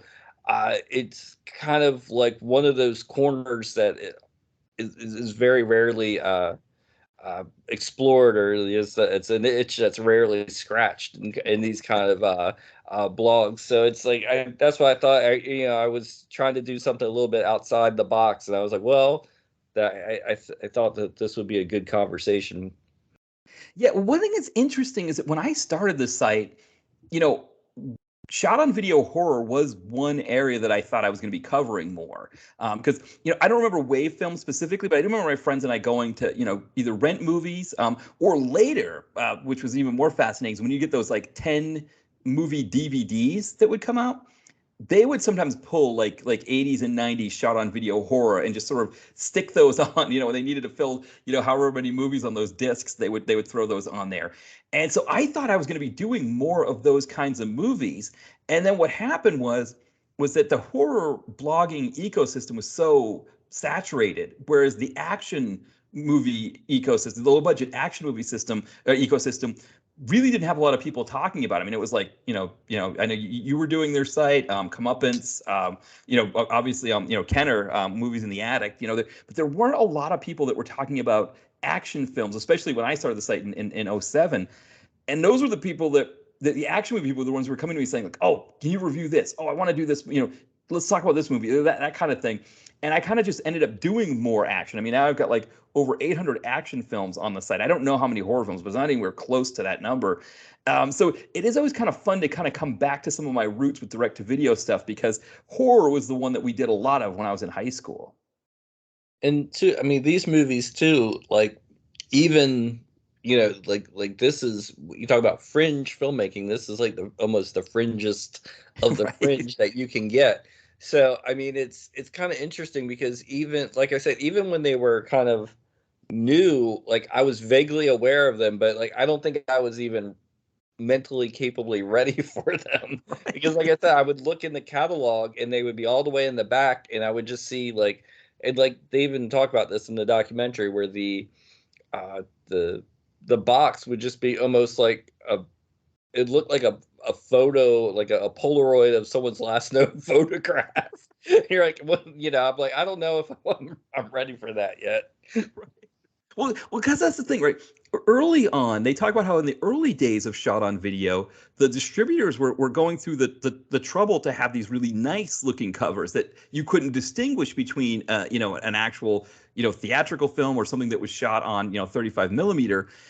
And then with Gary, when he starts doing, I think the part of it was, I think, he's getting paid to make these movies, so it's kind of like, okay, let's just see if I can make any money with them. So it's like, yeah, there's no, like, if he had to create a cover for a movie that, right, he was getting paid to make by somebody's giving him $1,000 to make it. Well, the money that would go into making that cover cuts into his overhead that he's using this movie for to make his own movies. So there's no point, right, in going that route. And so like you said, you get these covers that, like you said, it looks like, like you said, like the last photo in the ransom note or something like that. But even then, like now that I'm kind of more aware of the what they are, and I've seen some of these movies. There's like a purity to that though. There's like they have this like I think I haven't seen it, but the Mummy's Dungeon, like they have that picture of the mummy holding a girl, and it's just like the most blandest typeface over that. And it's like that's like, well, I have to see that now because zero thought went into the typography and everything. Like it's just it's one of those things. Like I say, it's like the fringest fringe out there that it's like it's unless you've seen a Wave movie and you've seen those pictures, like it's hard to really conceptualize what kind of level of like just oddness that you're in store for.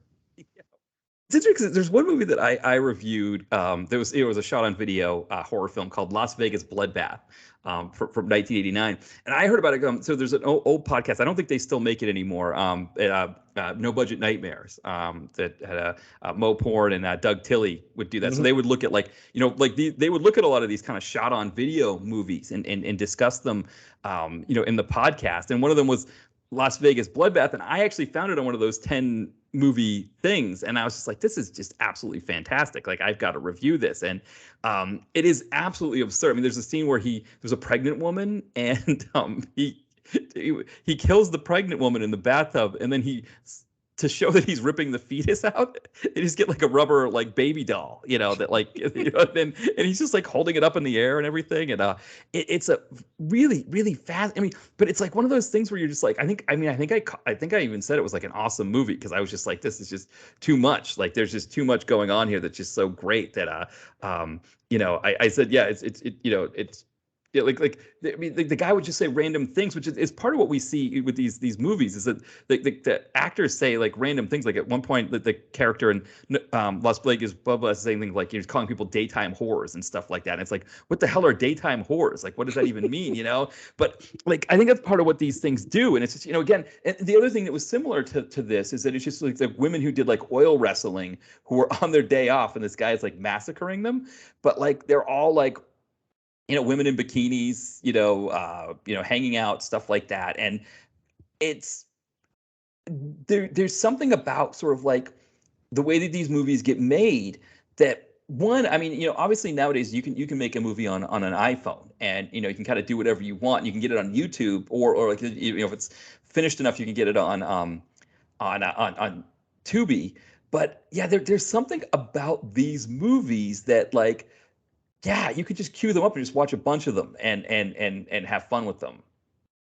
Yeah, and I mean it's very like you would see like something like on Up All Night, USA Up All Night, like it would be like Bikini Car Wash or something. And we know that the girls washing cars is the gist of it. But then you watch Sortie Slaughter, and it's like in the middle of it, there's a 10-minute car washing scene. Right. And it's like, okay, yes, I know they're probably padding out the running time, but and it's funny because it's like I said, there's something more going on there than kind of meets the eye, because the way that it's shot and framed, you're like, okay, you've seen any regular movie, okay, that's winding down, they're getting their buckets, and then they're done with washing the car. Then two more girls show up, and then it starts all over again. And it's like, oh, there's just something. There's more to it going on there. There is a level of artistry, even though it's a little kind of zany and madcap. But it's just like I think Gary Whitson just kind of crams everything he can into getting that idea or fetish onto the screen. Because if you wanted to watch Sword Slaughter and you had a car washing fetish, I mean, there you go. I mean, that's a two thumbs up right there.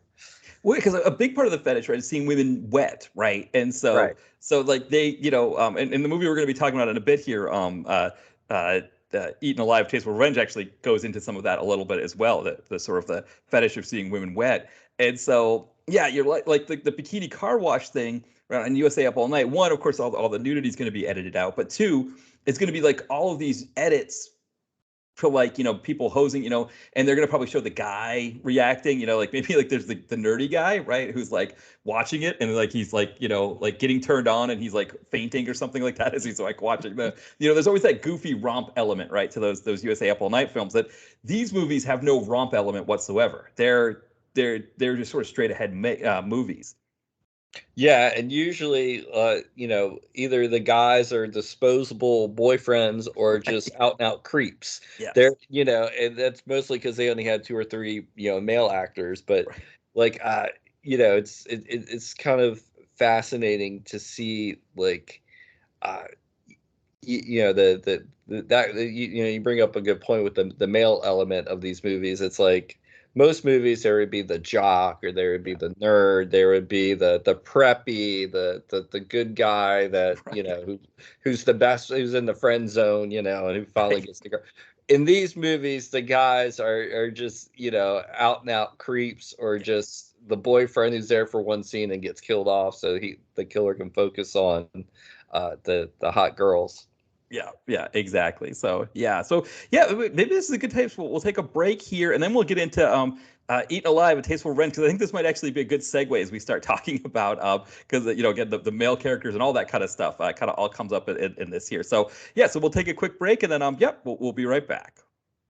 Hey everyone, we'll get back to the podcast in a second, but first I have a new novel out, Holtman Arms. It follows Colvin Hall, an aspiring writer who decides to write a romance novel on a whim, sends it to a publisher, and it becomes a huge success. The only problem is, no one knows it's him because he writes under the pen name Mary Ballantyne. With all of the money and none of the fame, Colvin longs for the world to recognize his accomplishments.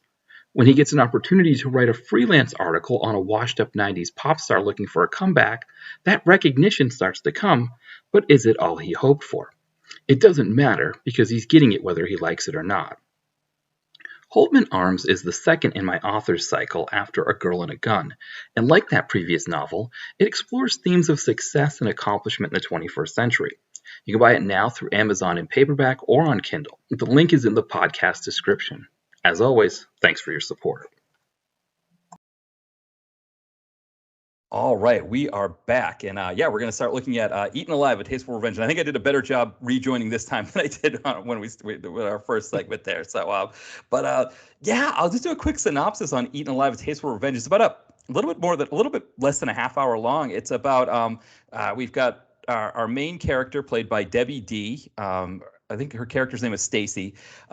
She is working for, it looks like, a bikini company, and a guy there named played by Dean Paul, Dr. Baines. He has developed technology that has like a ray gun that shrinks people.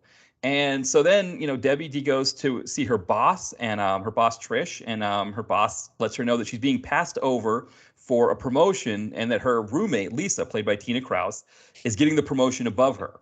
Well, Stacy's not happy with this, so she finds Lisa in taking a shower, and shrinks her with the ray, ties her up, and is planning to keep her tied up until she realizes, like, maybe I could eat Lisa. That might be more enjoyable. So she eats Lisa, and then again is passed over for this promotion by another woman named Sunny. So same thing, shrinks Sunny, eats her as well, and then Dean Paul, the doctor, catches Stacy on video stealing the ray. So same thing. She shrinks him and eats him too. And then when the boss starts giving her a hard time, she figures, okay, why don't we do the same thing with the boss? And so that's it. That's the movie right there.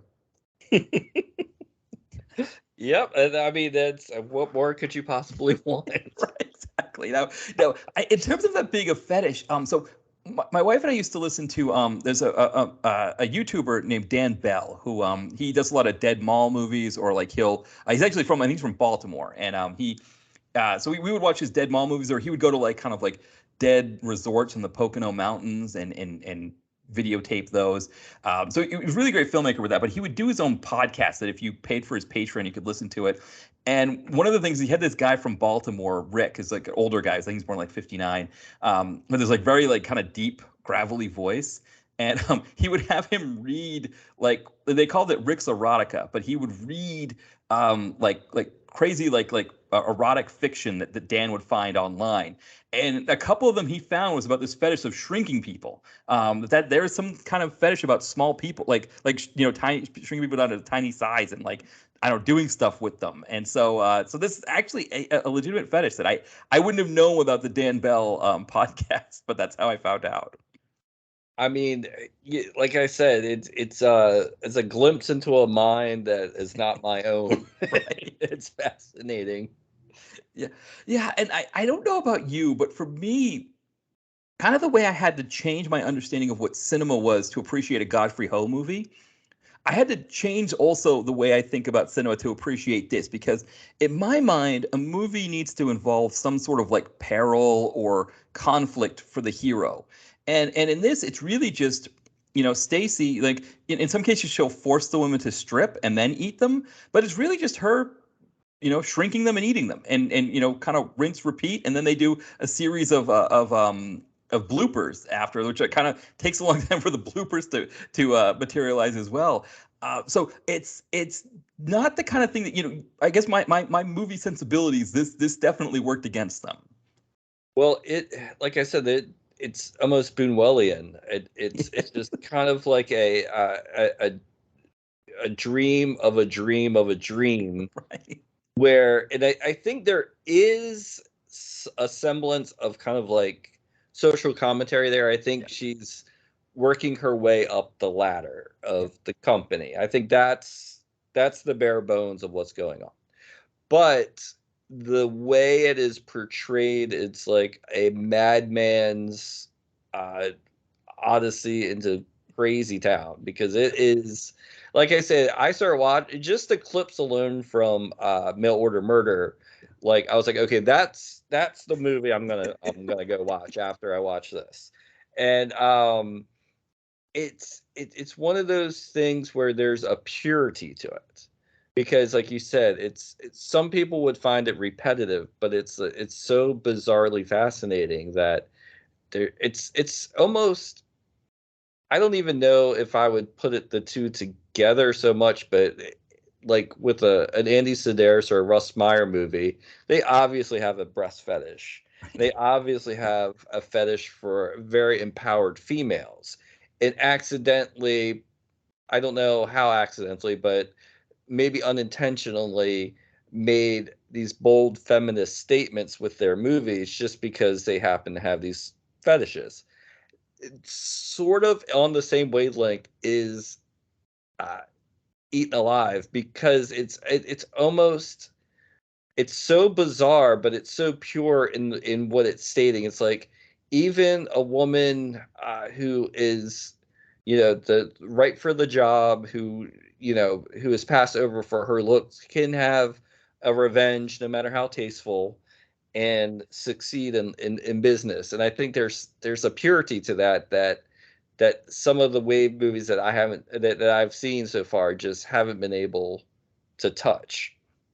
Yeah, you make a really great point there because I mean, one, obviously the one thing that you can compare easily to the Andy Sidaris films are the changing scenes, right? You've got the women like just sort of getting undressed and dressed again, right? And I don't know how many times in a Sidaris film where it's like, like Donna Spear and whoever, Hope Marie Carlton or whoever, it's like, oh, we're going from one location to another. We need to get changed while we're on the plane, right? Or we need to get, Right. changed in this back room into a different outfit. So there's always a lot of changing scenes, and this movie definitely has those as well. But yeah, you also make the great point. Like, I mean, Donna Spear, there's one movie, I think it's Savage Beach, right? Where she gets her and Hope Marie Carlton get tied up. And she makes a comment like, you don't want to tie me or something like, like you're going to be sorry or something like that. And it's the only time she's ever even close to being a damsel in distress, right? She's always, and actually, Savage Beach is the first one that Andy Sidaris makes her the lead in it, right? That she's sort of the action lead. And then the film series, even when it transitions out, when she leaves the series, they bring in Julie Strain as another really strong woman. And I think this movie has a little bit of that, right? Or actually a little bit, but it has a good amount of like Debbie D has that same sensibility to her as like you said, like a very strong. I think she's from South Philadelphia. I think she's from Philadelphia originally, but the way her accent is sounds a lot like people down here. And definitely if you're a woman in South Philly, like, yeah, you're not taking any shit at all, and you're gonna get after it. And so I think there is that sensibility there. That I agree with you. It's like you said, it's finding a feminist message in a movie where it's mostly women getting naked and changing. You feel like you can't do that, but it's there. And too, and like with the accent, it's just she's almost reveling that the opportunity to kind of play like an unglamorous character. Still, it's one of those things where she takes off her shirt and her glasses and she's beautiful, but like when she's in the the workplace scene, she's got the almost like the school marm close knit dress and the big glasses and the thick accent, and that's like like you said, we're both from around the area, so like we hear that, we just almost like fist pump because it's like, oh, that's South Jersey right there. It's Yeah. that the whole mid Atlantic kind of slang is just it's just unbridled, and you don't get that in a mainstream movie usually. No, I mean, you think of the. I remember my wife, because she grew up here in Philadelphia, and she was talking about Silver Linings Playbook, where, Bradley Cooper, because he grew up in Philadelphia, he's really good at doing the Philly accent, but like nobody else does the accent at all. And it's like so many movies, like you don't see people doing the Philly accent, and it is interesting, like how obviously here, these actors, they don't even know that they have an accent, right? They're just talking. And but it's like you said, there's almost like a refreshing element to it where there's an authenticity there that really works. And then of course, the 90s element as well. And like you said, the fact that she's got this called a school marb thing where like that's supposed to be her not as attractive, right? Like that's supposed to be, even though she's got scenes where she's trying on bikinis like everybody else, it's like, oh, she's not as attractive because she looks like this, when she is as attractive as the other women. It's just they don't dress her that way. and and it's so funny because it's I would say it's almost porn, because there's an element the women are just getting nude just for the sake of getting nude. But if you were to try to emulate like a 70s or 80s porn dialogue, acting, framing, editing, you in a million tries, you would not get it as perfect as Eaten Alive does. I mean, it is the best non porn acting dialogue all across the board, because it is just, some of the lines are hysterical, and it's just the unabashed glee that Debbie D has when she's delivering, like, I ain't gonna kill you, I'm gonna eat you. I'm like, I mean, it's like I said, like jaw dropping, like all across the board. Yeah, and I mean, no scene to me really epitomizes that more than the scene where she's sitting in the office with her boss, played by Barbara Joyce, who plays Trish. And the way that they have their lines back and forth, and the way that they're you have kind of just two kind of standard shots of them that they go back and forth between, and then the office itself, that 90s looking office that it's there. Like you said, like you're surprised that they're not just getting naked and having sex, because the whole thing feels like that kind of scene.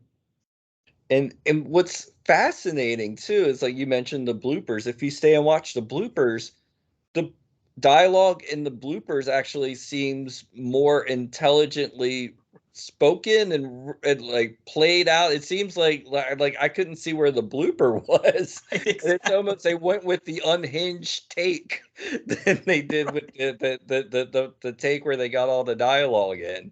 It's like I said, like even that element to it was like because also I watched the one scene. I'm like, well, where was the blooper in that scene? It actually seemed better acted than what was wound up in the movie. Right, because like one of the things they talk about in the documentary is how that they don't edit things down as much, right? And so it was like Gary Whitson just sticks this whole like 10-minute thing, or like maybe it's like 7 minutes, and it's like when does the blooper happen? Because it's just like 7 minutes here, and you know it's like just all build up to the blooper. Did the blooper happen in the middle? Like, but he just wanted to add 7 minutes to his movie so he could get I guess a deeper runtime or something. Yeah, I mean, it's just like the gift that keeps on giving because you keep watching it and you're like, wow, it's still not like because when you look at it, you're like, oh, it's 35 minutes, and then when it's over, you're like, oh, okay, it's over, and then you look and it's like, oh, it's only 27 minutes. What possibly could be at the end of this? Right. And it's like almost like a DVD special feature kind of lopped on to the end of it. And I guess, when they were, doing the catalog business, they probably had to inflate these running times, hoping that more people would get like, oh, I'm not going to get a 30-minute movie, but I'll pick up a 35-minute movie. That sounds a little bit more Yeah, it's like worth the my opposite. bucks. Right, it's the opposite Yeah. of left digit bias, right? Like where like 19.99 looks a lot cheaper than $20. Yeah. 35. It actually kind of does. It kind of makes sense when you think about it, right? Because like a 96-minute movie on Tubi seems a lot more palatable than a 101-minute movie. Yeah. So it does kind of make sense that you could think of it the other way around, that you'd be getting more bang for your buck if you add 5 minutes to it. Right. And especially when it's just mostly more of Debbie D just chewing the scenery, literally, Right. but like it's so funny how there is a couple of the eating scenes which are like I said, it's just very surrealist anyway. Mhm. Right. And some of them are kind of really crappily done. But then there's like one that's like where the I think it's Barbara Joyce falls backwards down her throat, and I'm like, it actually was like, how did they do that? Like it actually kind of looked like it worked, and I was like, oh. And then when they cut to like the I guess her stomach lining or whatever, and it just looks like a slip and slide from hell, Right. and she's just kind of writhing down the slip and slide. Right. Exactly. And then they show all the kill scenes again, Right. further pad the running time, and you're just like, well, it's stuff that like I think you and will both agree, like if you're gonna pad your movie out, pad it with scenes of girls changing into their bikinis, change it into all the best moments of the movie. Don't pad it out with long travelogue scenes of people walking or like that's the kind of pad. I think Crow said it in Catalina Caper on Mystery Science Theater when all the girls in uh, bikinis are dancing. This is the kind of padding we want to see. Right, exactly. Yes. Yeah, exactly. Yeah. Yeah. It's interesting because I think again, kind of getting back to that fetish idea that like the person who has the fetish of shrinking a woman and eating her, right? Or that's the thing that they wanted to see in the movie. That's what gets replayed. Whereas, for us, it's the changing scene is what's really hot. And then again, too, like there's the whole like getting the woman wet scene. So that's where Barbara Joyce, where she's supposed to be in the stomach, where, like you said, it looks like this big red slip and slide kind of thing. And they're just like dumping water on her that's supposed to be, I guess, like her stomach acid, which there is no acid happening there, which is good, right? You don't see anything like really horrible like No, that. it's just like water being splashed on her. I think maybe even some glitter, but it's hard to tell. Right, exactly. And so it's like you got to have that wet scene in there. I mean, Tina Krause's character is technically tied up at the very beginning, and then Debbie decides that she's just going to eat her. And so I guess that's where you get the little bit of the bondage in there. But really, it's just about the shrinking and eating piece. And like you said, like you mentioned, like kind of a surrealist element to it. I mean, you could see like Salvador Dali and Luis Buñuel like making something like, you know, like L'Age d'Or or something like that, like making a movie like this where like a woman shrinks people and eats them, and like, you know, in like the 30s, you know, like a 20s and 30s, like you could imagine that kind of movie happening, which again, you have to, it's when it's Salvador Dali doing it in L'Age d'Or, and it's like, you know, like using a deer eye to make it look like they're slashing a woman's eye and stuff like that, and you know, all the kind of stuff they did in that movie. Like there's like an art house quality to it that people like, where this, like, you really have to shift your mindset on what cinema is to appreciate something like this. And not everybody's going to appreciate it, I don't think either. But I think for me, it was like I was watching, I was like, man, this movie is going really long for 25 minutes. But I had to like get myself in this mindset of like, I'm just gonna sit in here and just like let it go, let the movie happen. And it's like there are just like little moments that like I always kind of like, I'll just be driving or whatever and I just chuckle. I just randomly will pop in my head, like going back to like the almost like sub porno plot, like the fact that Debbie D's roommate gets the job and not her. She doesn't even work at the company, I guess. It's just like, and then the fact when she like barges into the shower and like looks at her in the shower, she's like, "I'm just here to verify that you're prettier than me." Like, it's just like touches like that, like it's like, oh my god, like I said, never in a million tries would you get that in some, you know, and it's just like, it's like lightning in a bottle, like the moments like that. Right. And the other thing too that's interesting is we get you know, like Debbie D's character is kind of a, you know, an empowerment figure, but there's also still like they kind of make sure they keep the villain aspect as well, because at least with Tina Krause's character, where she's like, you know, oh, I wished you got the promotion, you know, I wish, you know, so we have like a little sympathy for her, that when she has her horrible fate, you know, or like when the other one, when Sunny, the other woman who gets shrunk, and you know, she seems like she's just a nice gal doing her scenes, and so there's like a little bit of like nuance to it as well, that you know, it's not like a very black and white movie either. I mean, that's, I think too, like it's almost like and I, this is kind of the wrong kind of vibe, but like the only thing I can think of is it's almost like a Coen Brothers movie, Yeah. and somehow where because I kind of think of like, you know, Marge's accent in Fargo, of just being like kind of like that kind of like not seeing that person in a movie before, you know, like Yeah. it, like you never really heard those thick Minnesotan accents. But there's also, it's almost kind of like a crime plot to it, that almost, there are certain Coen brother aspects to it. Like I kind of, it's not quite that, but there is kind of like that idea, like, okay, we're going to show you a movie about somebody that's never been properly shown on screen before. And I think Debbie D, like I think like the Coens need to cast her in something, because I think she would knock it out of the park for them. Yeah, I completely agree on that. I think, you know, again, she is one who, you know, I think, you know, I mean, she has her own website. I went to the website because I was kind of curious about all of this stuff. I went to the WAVE website. There was a link to her website on the WAVE website, and so I went and checked it out. I don't think she's updated it since like 2016, 2017, something like that, or maybe even 2015. But she is still making movies.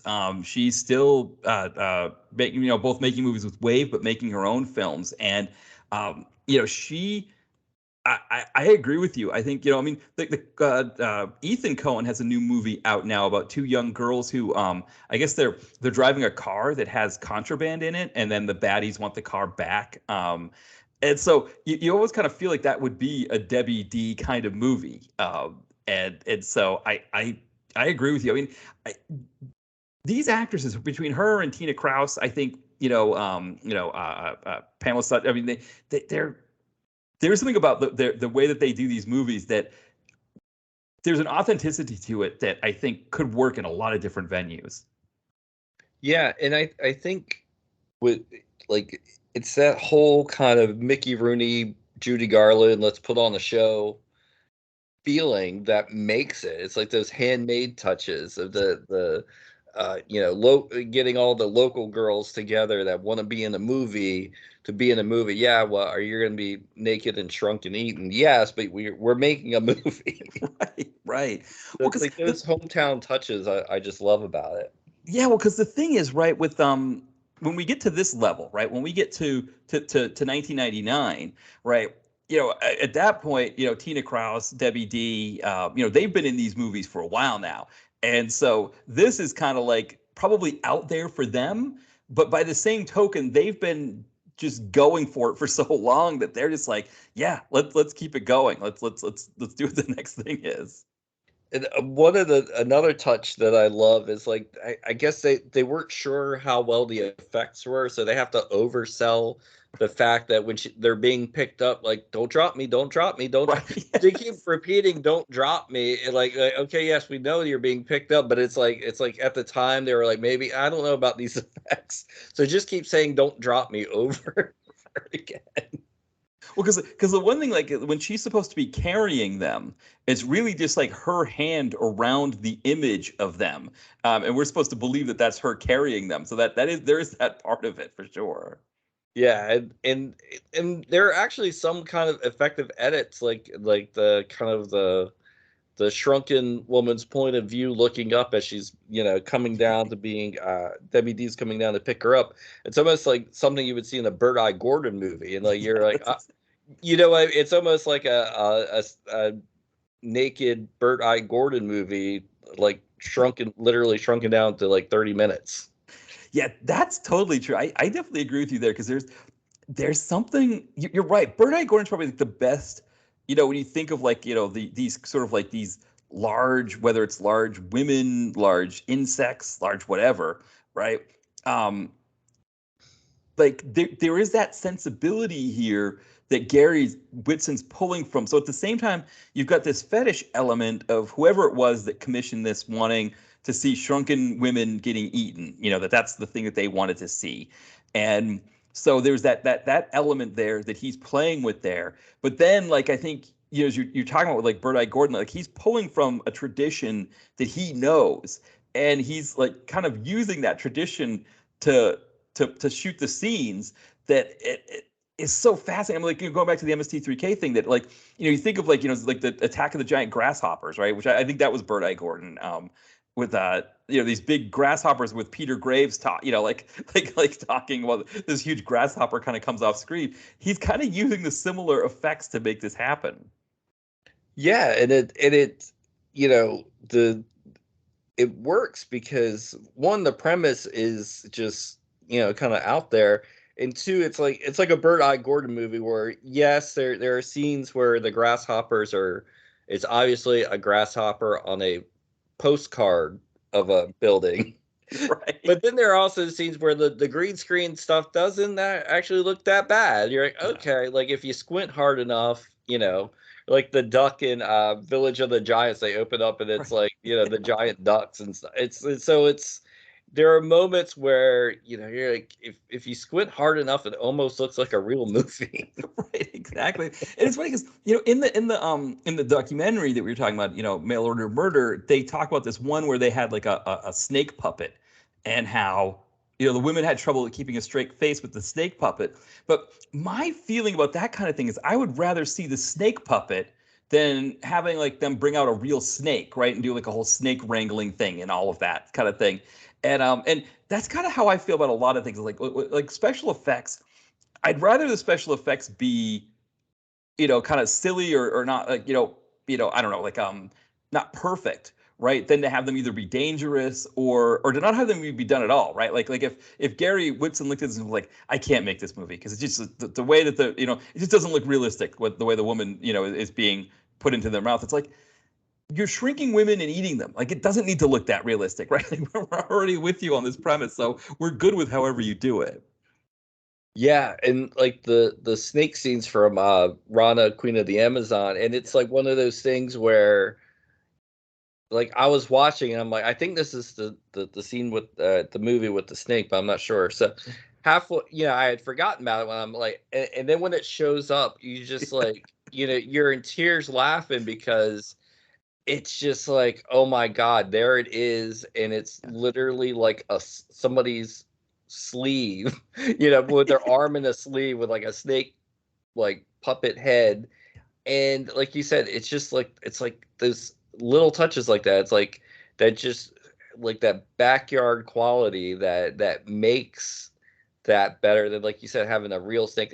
Let's face it, we've seen that scene kind of played out a little bit, like the snake slithering on their belly, or moving up, and like and then you have something that comes up with that looks like from Sesame Street, and it's just you're just like, okay, like you just go with it. Right. Well, exactly like Hard Ticket to Hawaii, right? With the snake that they use in that. And again, it's like, give me the rubber snake all day. I'd rather the rubber snake than somebody trying to get a real snake to work and the actor having to act with the real snake. Just make it work that way. And again, like I mean, I guess when they talk about the documentary, it sounds like they had trouble doing the scenes with that snake. So I guess there's that part of it, that if it looks goofy enough, even the actresses, or the actors and actresses can't manage it. And I think too, like there's just like this, Ed Wood, Bela Lugosi at Ed Wood, let's shoot this fucker. Like it's got to get shot. Yeah. It's got to get made. This is what we have. This is what we're using. And like, I think they even said, I think Gary said in the documentary, like he's like, do I wish, like, going back, like I spent more time on stuff? Yes, but he said that's the time and money we had in it. Right. You just, at some point, that's the movie, and we're talking about it, so he obviously did something right. Right. Well, yeah, because in the documentary they even talk about, like, one of the people watching them was saying how, like, why would you keep the bad take in there when all you need to do is just rewind the tape and record it again? And it's funny, because when I was in high school, my friends and I would, whenever we had a project for school, we'd make movies. And I had my parents had one of those camcorders with the mini tapes in it. And so my friends and I, one time, we were doing a movie about something. I can't remember what it was, but we decided to make a Highlander episode for the movie. And I mean, it was like we just kept in every bad take we could. We just didn't care. And I remember the teacher at the time, he's our junior English teacher. He was like, "You should have taken that to an editing facility." And I'm like, "I'm not taking a movie to an editing facility for your high school project. Like, your project's not important enough for me to do that kind of thing." And it's kind of interesting now, because again, I mean, I don't know what it would cost to take a movie to an editing facility, but in Gary's case, he was probably doing it all himself, right? He was probably using 2 tapes, maybe even, and like, getting the edits together that way. But it is one of those things where it's like, hey, this is good enough. Let's just keep going. Yeah, and I think too, I mean, like it's kind of up there with like the octopus and Bride of the Monster, Ed Wood. It's like you have to sell it. Yeah. Even as an actor, like that's your job. You sometimes it's easier than, some days are easier than others. And when you watch the movie, yeah, they do a good job. I'm sure they had to cut out a lot of laughing and stuff, but it's like for those, because it's just like B movie gold when you get a scene of that caliber. Yeah, and kind of going back to the sort of the whole team aspect of it, right? Is that if you don't have a casting crew that are game to go along with this stuff, it's going to fall flat. And so whether it's Debbie D, playing the part of shrinking people, and then the other actresses pretending to be shrunk and pretending to be eaten alive. I mean, some of they did use dubbed over scream sounds. Like I think they used the Wilhelm scream. It's some of that stuff just to kind of dub over some. But again, like like you talk about, like with the snake thing, it's like if they're not game to, even if they find it funny, if they're not game to like do it, then yeah, then it's going to fall flat. But if everybody's game and they're willing to go for it, you get a result that can be very entertaining. Yeah, and two, like, I mean, which goes back to the actresses as well. It's like, if there is a bunch of kind of actresses and that took themselves too seriously and were like, well, what's my motivation? What's my you would have never been able to make Eaten Alive. Yeah. You know, you had never been able to make Psycho Sisters. It's like, no, your motivation is to shrink people and eat them. Right. Like, you know what I mean? And I think, you know, with that sort of freedom, you see like a Debbie D really like kind of, I keep using the metaphors, but like sink her teeth into the role. You know, like she just goes for it. And when you're supposed to be doing something kind of as outrageous about it wouldn't have worked as well if you're trying to play it like a straight, solemn, evil character. You got to have somebody that kind of just like enjoys what they're doing. Yeah, and I think like Laura Giglio talked about that, or Giglio. I don't know exactly how to say her last name, but I think she talked about like how, you know, she'd be getting killed and she could smell like the horrible scent of like the cow's liver or whatever that they were using. And Gary would be like, dude, you got to sell it. You really got to show that you're like getting stabbed and dying and all this stuff. And so she'd have to really go for it. But it's that part of like, okay, they, you know, she looked at it as, I wanted to be a part of this. You know, I was told I couldn't originally, so now I'm here and I want to do it. So yeah, I'm gonna sell it and make this happen. And she does. You know, she you know, just like, you know, and she's not in this movie that we're talking about, but kind of the same thing with Debbie D, where it's like, you know, she just goes for it, and Tina Kraus just goes for it, and everybody's just there. Yeah, I mean, you got to be, you know, I think all the actresses involved have to have that uh, game for anything attitude, because when you're in, yeah, wrestling in quicksand and being prolonged drowned and you know, just kind of in these kind of like uh out in the elements, you know, being barbecued. There's you know, there was like a whole fetish of people like being put in a pot and eaten like a Bugs Bunny cartoon. I haven't seen any of those yet, but like, you know, you have to, I guess, go into making a wave movie knowing that you're going to be asked to do something completely ludicrous, and if you're not on board with it, like, there's the door. Right, because I think that's what Laura Giglio talked about. Right, that was like the first thing that she did was she was barbecued, and she was like, okay, let's go for it. And yeah, you know, I think it, but then it's like, yeah, like you then for us as the audience watching it, it's like you're seeing this and you're just like, you know, what am I watching here? Like, what is this? What is happening here? But then there's that sense of like, once the brain goes into this mode of like, I'm just gonna go with it, it turns into some fascinating like I don't know, so fascinating version of cinema. Yeah, and I mean, that's what kind of makes it these movies kind of addictive. Yeah, I probably watched 6 in the last 2 or 3 months, and it's like each one, like, you're almost like, you know, rubbing your palms together, like, okay, what, you know, what's this one have in store for me? And even some of the lesser ones just have like just moments of just sure unbridled, huh? You know, like that. You know, like if I don't say huh at least twice, is it really a wave movie? I don't know. Yeah, exactly. And I mean, this movie I think is probably the best example of the haunts. You know, and I think one of the things about this movie, it is available as we're recording this. It's currently available on YouTube, so you can check it out. I mean, most of the stuff isn't. I think part of it is because it is a little bit racy. You know, so you gotta you know, I think with YouTube, I think that you can get away with some amount of it as long as you know, have it like parental block or whatever for it, but you know, a lot of this stuff, yeah, you kind of got to dig it out. You got to find it. And I mean, to be fair, you know, Gary's site is still up, but it's funny, like he's discounted his movies, but not really. Like, you know, it's still like $18 for like a 30 or 45 minute movie that you can do like a digital download on or something like that. Well, I've been just waiting for the them to show up on Vinegar Syndrome, Yeah. and then when Vinegar Syndrome has a sale, like, I'll usually stock up. That's how I got the last couple ones. And actually, Eaten Alive is available on. Tina Kraus made a movie called Limbo, and it was available from Vinegar Syndrome and I think Agfa, and Eaten Alive is available on Limbo as a special feature. So if you got like $20 or whatever, it's I wasn't a fan of Limbo, but I picked it up just for Eat Alive.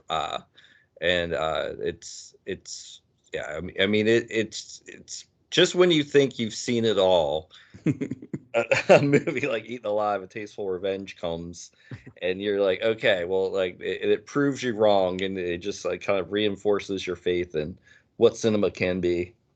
Yeah, for sure. Yeah, I didn't know that. I didn't know that Vinegar Syndrome did had some of the Wave films on there. So that's really cool that they're available on that. And I mean, they're a lot more kind of affordable, especially if you hit them like during the sales. Like in a lot of times too, they'll have bonus movies. Like I think Sorties Slaughter has 1 and 2. I think if you get Mail Order Murder on Blu-ray from them, I think it comes with another movie as a bonus feature. So I mean, they really are kind of packed with extras. So you're almost getting like 2 or 3 movies for for less than what you would get on Gary's site. Which I'm not saying don't go on Gary's site, but I'm just saying if you want the more affordable route, definitely pick up the Vinegar Syndrome releases. But yeah, I mean, I'm not lying. I look at the site like every other day, like I just browsing, and I'm sure at some point I'll pull the trigger. Yeah, right. Now with Vinegar Syndrome, how does that work? Like, because I'll go to their site and it'll say something like you've got to wait or something like that so like they close the site for periods of time. Yeah, they have a big sale coming up July 1st. Yeah. So they're like in like maintenance mode because I think they're going to be unleashing like 17 new titles or something. So it's in maintenance mode, but you can also, I mean, a lot of their stuff is available on Amazon as well. So, you can always take the Amazon route, Yeah. But like right now, I think they're in maintenance mode until the sale hits. That makes sense. I seem to always go to their site when it's maintenance mode, so that probably makes sense. But Well, they do a lot of sales. That's probably why. Like, and like I said, I just kind of, uh, follow them on Twitter. Usually, they'll announce when they're when the new titles are up, and that's usually when I pounce. Yeah, it's I think it's a really cool thing that they do, and I now discovering that they do the Wave movies is just even cooler. Like I love that they do that because I think it is one of those things where like cinema, and I've been doing these Fast and Furious movies kind of on the fortnights when I'm not doing the main podcast like you're on right now that we're doing right here.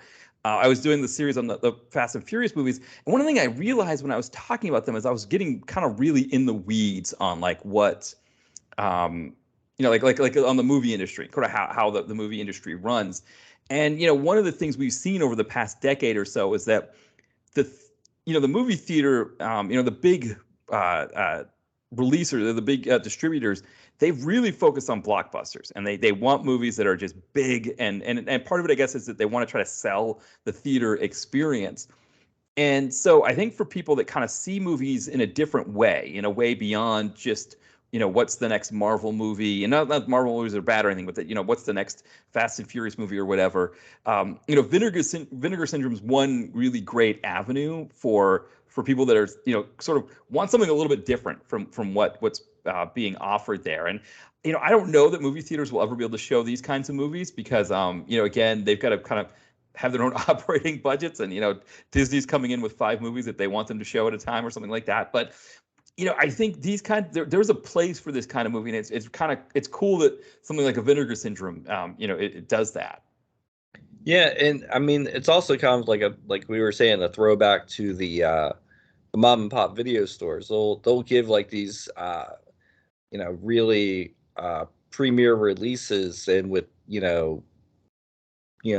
painstakingly restored prints to like some third tier slasher from the 80s that that you had to drive 40 miles out of the way to find the one video store that had it. Yes. So I mean, I think they're carrying that torch as well, and a lot of their titles too are up on Tubi as well, and that's how I can kind of play catch up with some of their titles without plopping down money for it. And then if there's of course something I really into, I'll buy it through them. But like, yeah, it's just, and they're actually getting more into like, the mainstream stuff too. They just did a special feature or a special edition of Roadhouse and Showgirls. And even like when I say mainstream, we're talking about Vinegar Syndrome. So it is Showgirls and Roadhouse. But it's kind of neat to see how they're kind of trying to play to different markets now as well. Yeah, because there's I think that's the thing, right? Is that when we were growing up, think like we talk about USA Up All Night, for example, where it was like, one, you had the TV guide was like really the only way you'd know what you were watching on USA Up All Night, because it's like, if you fell asleep at 1 and woke up in the middle of the 3 o'clock block, it was like, okay, well, what is this movie that I'm watching here? And so you got to go dig into the TV guide. And it's like, oh, okay, what is, Beach Fever is one that I just reviewed recently with a, Kato Kaelin movie that I remember being on at 3 a.m. And it's like, how do I find this movie again, right? And it was the kind of thing that maybe a mom and pop would have it, but there was no internet, right? So it wasn't like I could search and be like, oh, I want to find, what video store had this. And so nowadays where you can find anything kind of on YouTube or Tubi or something like that, it's really cool to have that avenue. But there is also that element that like kind of that everything's kind of at your fingertips, right? That it's almost like, okay, what do I grab from that? But yeah, I don't. It's really cool that like, yeah, you almost like this stuff is so available now. Well, yeah, I mean that's how you get 487 movies in your Tubi queue. Right? I mean, it's very cool to see like a movie that you remembered, even not renting from the video store, but you remember the box art. It's like oh, it's kind of will spark a memory or two, and seeing that on Tubi and just like I said, even browsing it's just you can kill a lot of time doing that, and it's just like, and I wouldn't be watching these movies if they weren't like comfort movies for me anyway. So like the just kind of browsing on Tubi for 20 minutes is kind of preferable than doing most any other thing right now. Right, exactly. Yeah, for sure. Yeah, and I did do a quick check on Amazon, and I mean, I'm seeing right here, I see Sorority Slaughter, and it's got that image of Tina Giglia on the cover, with a knife, and that's available on Blu-ray now, and you can it suggests to buy it with Psycho Sisters, which is also available there. So so you can grab these on Blu-ray and have them, which to be honest is probably a good way to get them, because one of the things about YouTube is you just never know when either when a movie is going to get taken down or if somebody's entire YouTube account will be taken down. And somebody's getting into WAVE pictures, it's possible they might be posting some other stuff that maybe is a little bit more unseemly that could get their account pulled. Yeah, and I think here and there, I mean, like Internet Archive, I think had Female Mercenaries on Zombie Island. I'm just trying to think where I found some randomly. But yeah, Internet Archive, I had a lot of fun stuff lately that I've been watching, especially like the old like off topic, but like the old like 80s Playboy workout videos, stuff like that. Yes. Like stuff that like that's kind of fascinating to me, because like too, like in this age where hardcore porn, all you got to do is look on your phone. Yeah. And guys like you and me, when we were growing up, like there were no avenues like that. So like a Playboy free preview weekend, or like an Andy Sidaris movie on Cinemax at like 1 a.m. That was our only kind of avenue to see a woman in states of undress. So it's kind of funny to see those, how just kind of, one, how wonderfully dated they are, but two, it's just like so innocent too. Like the girl's telling you what her favorite cereal is while she's taking a shower. And, it's just like these weird, and it's kind of goes along with the WAVE movies too, where it's just there's like this cheeky innocence to it all. It's kind of charming. Well, yeah, because that was kind of the thing. Yeah, for people our age, like when we would go to the video store, right? There was the stuff behind the curtain that if you were under 18, you couldn't touch, right? But then like a Vice Academy, the guy behind the counter might give you a wink when you pick up Vice Academy, but it was okay for him to rent it to you, and you knew what was going to be in it, right? And you knew why you were renting it, maybe why you and your buddies were renting it. And so, yeah, you're right. It was kind of like that area, that kind of gray area where it was, it was R-rated stuff, but the video store didn't care if you were renting R-rated stuff and you weren't old enough. I know I've talked to some, some fellow bloggers that live in England where they said if the movie was 18 plus, right, or if it was like, an R-rated movie, they wouldn't rent it to kids. But for us, right, the video store always rented to us. I don't remember if Blockbuster ever got, because I think by the time Blockbuster took over, we were older, we were already in the R-rated age, so it didn't matter. But the mom and pops didn't care. They were like, yeah, here, go take Vice Academy. Let me know what you think of it. I remember Screwballs was one that we always picked up. Yes.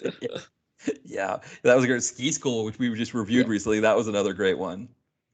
Yeah, it was always funny too how they were kind of vaguely kind of shepherded together. Like you would see like HOTS or like kind of like the King Frat or whatever, kind of all like 4 or 5 together, like in the sea of like, it would be like Out of Africa and all these kind of major, and then in the middle of it, it would just be like the cheerleaders or something. And I just miss those days. Yeah. And there was the thing too, is like, I don't know like what it's like, what it'd be like for kids today, but in our day, right, your parents would like stop with like maybe go do something else in the video store, or they might even just like have you run in and get the movies. And so it wasn't like, it was like my parents weren't like looking and being like, oh, what were you renting? What is this bikini car wash thing that you're renting here? Like they wouldn't know what I was even getting. Because they didn't, obviously they knew I was going to get porn, and so the rest of it didn't matter. So it's like, whatever I came back with, they didn't care. It was just like, okay, you get any change for me or whatever. If they gave me money, that was it. So that was the other piece of it too, right? Is that kids, our age, we could have full access to the video account, right, to the rental store account. We'd get the movies, bring them back or whatever, and nobody really cared. And so, but like you said, they would be mixed in with the other comedies, and so you'd have like, these Ski School would be mixed in with something like, I'm like Some Like It Hot or something like that, right? That because they're all in the comedy section, and so you could look like you were looking for more respectable things and then grabbing the romp film. Yeah, or like when you took them back to the car, you'd always put like the Porky's 2 in between, like the Born on the 4th of July and whatever other Oscar winner you were watching, and just sandwich that right in the middle, and nobody, hopefully nobody would see that. Exactly. Yeah. And that's kind of what's interesting, because with the WAVE films, one of the interesting things about that, like, so of course I was, I didn't really know about them when I was that age, but because it was all done through mail order, and I guess the one thing is you'd have to get a money order to pay for it, right? You wouldn't be able to use a check because you wouldn't have a checking account at that age.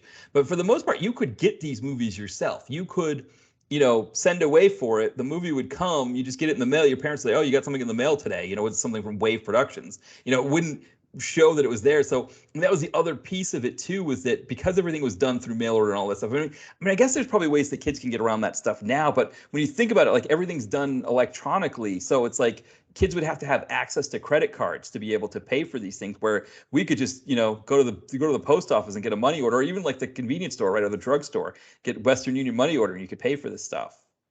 But then there's always, and I ran into this too, is like sometimes when you buy something from not necessarily WAVE, but just any kind of like mail order company, then they put you on their mailing list. Yes. So unexpectedly, in with a bunch of bills, there's a catalog for some lurid movies, or like what, and then your wife or girlfriend are like, what is this? But some buddy of mine sign me up for that. I don't know what that is. And then you just kind of tuck it away, and then you go look at it later.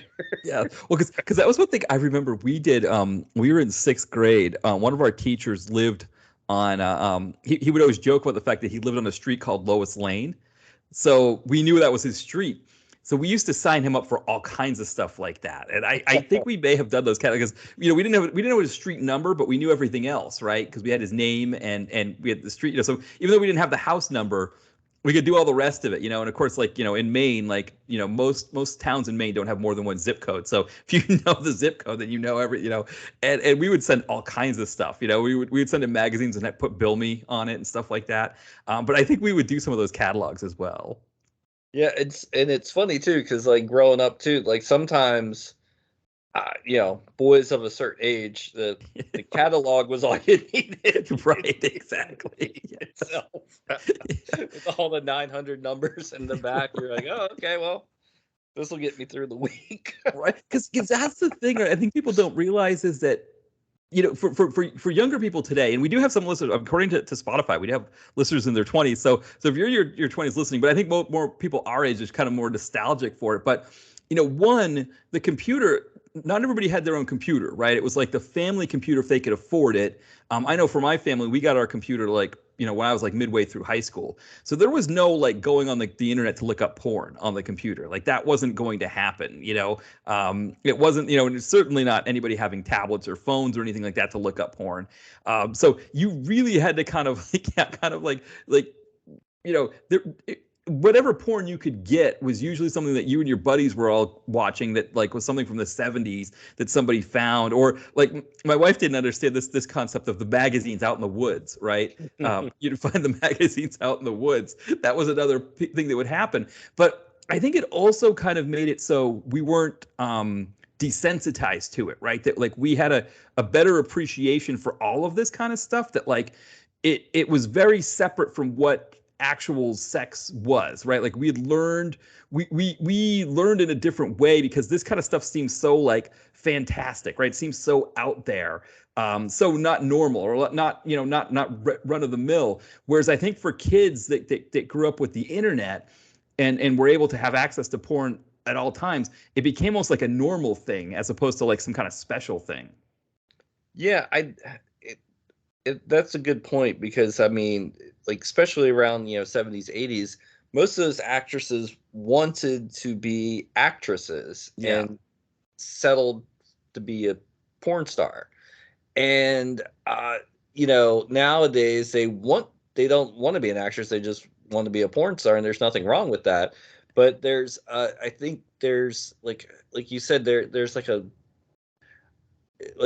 layer of kind of this is not real, this is two actors playing parts, or or even in like the magazines they would have like a little scenario like Right. the secretary taking dictation or something. Right, yes. Yeah, and you knew that like, okay, this scenario won't happen ever. But nowadays it's like you watch something and the girl just knocks on the door and then they just go to town, and there's no acting really involved or plot or anything. And that's fine if that's what you want. But like you said, when we're growing up, there was kind of like a separation between, okay, this is just a movie, but they actually do it and not really doing it. Yeah, and I think that's where WAVE kind of fills that niche too, because WAVE was like they were in between porn and and they were kind of like their own fetish thing, but they weren't full on porn. But like you said, like the actresses involved, they were looking to kind of have a career, and I think they kind of fell into the WAVE thing because I think it was fun for them, and they were able to make a career with it, right? They were able to transition it into a career.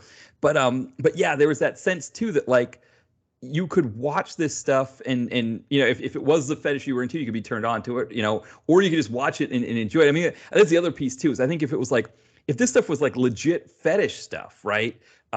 You'd have trouble watching it because there wouldn't be any story involved, or that whatever story is there would be very loose. And so like there's almost like a cinematic element to it as well, which I think does harken back to when we were kids and you'd rent something that would have nudity in it or something like that. You were watching a movie that had like that was like just kind of going from nude scene to nude scene, almost like a musical having its musical numbers, right? But you were still watching a movie in that sense, if that makes sense.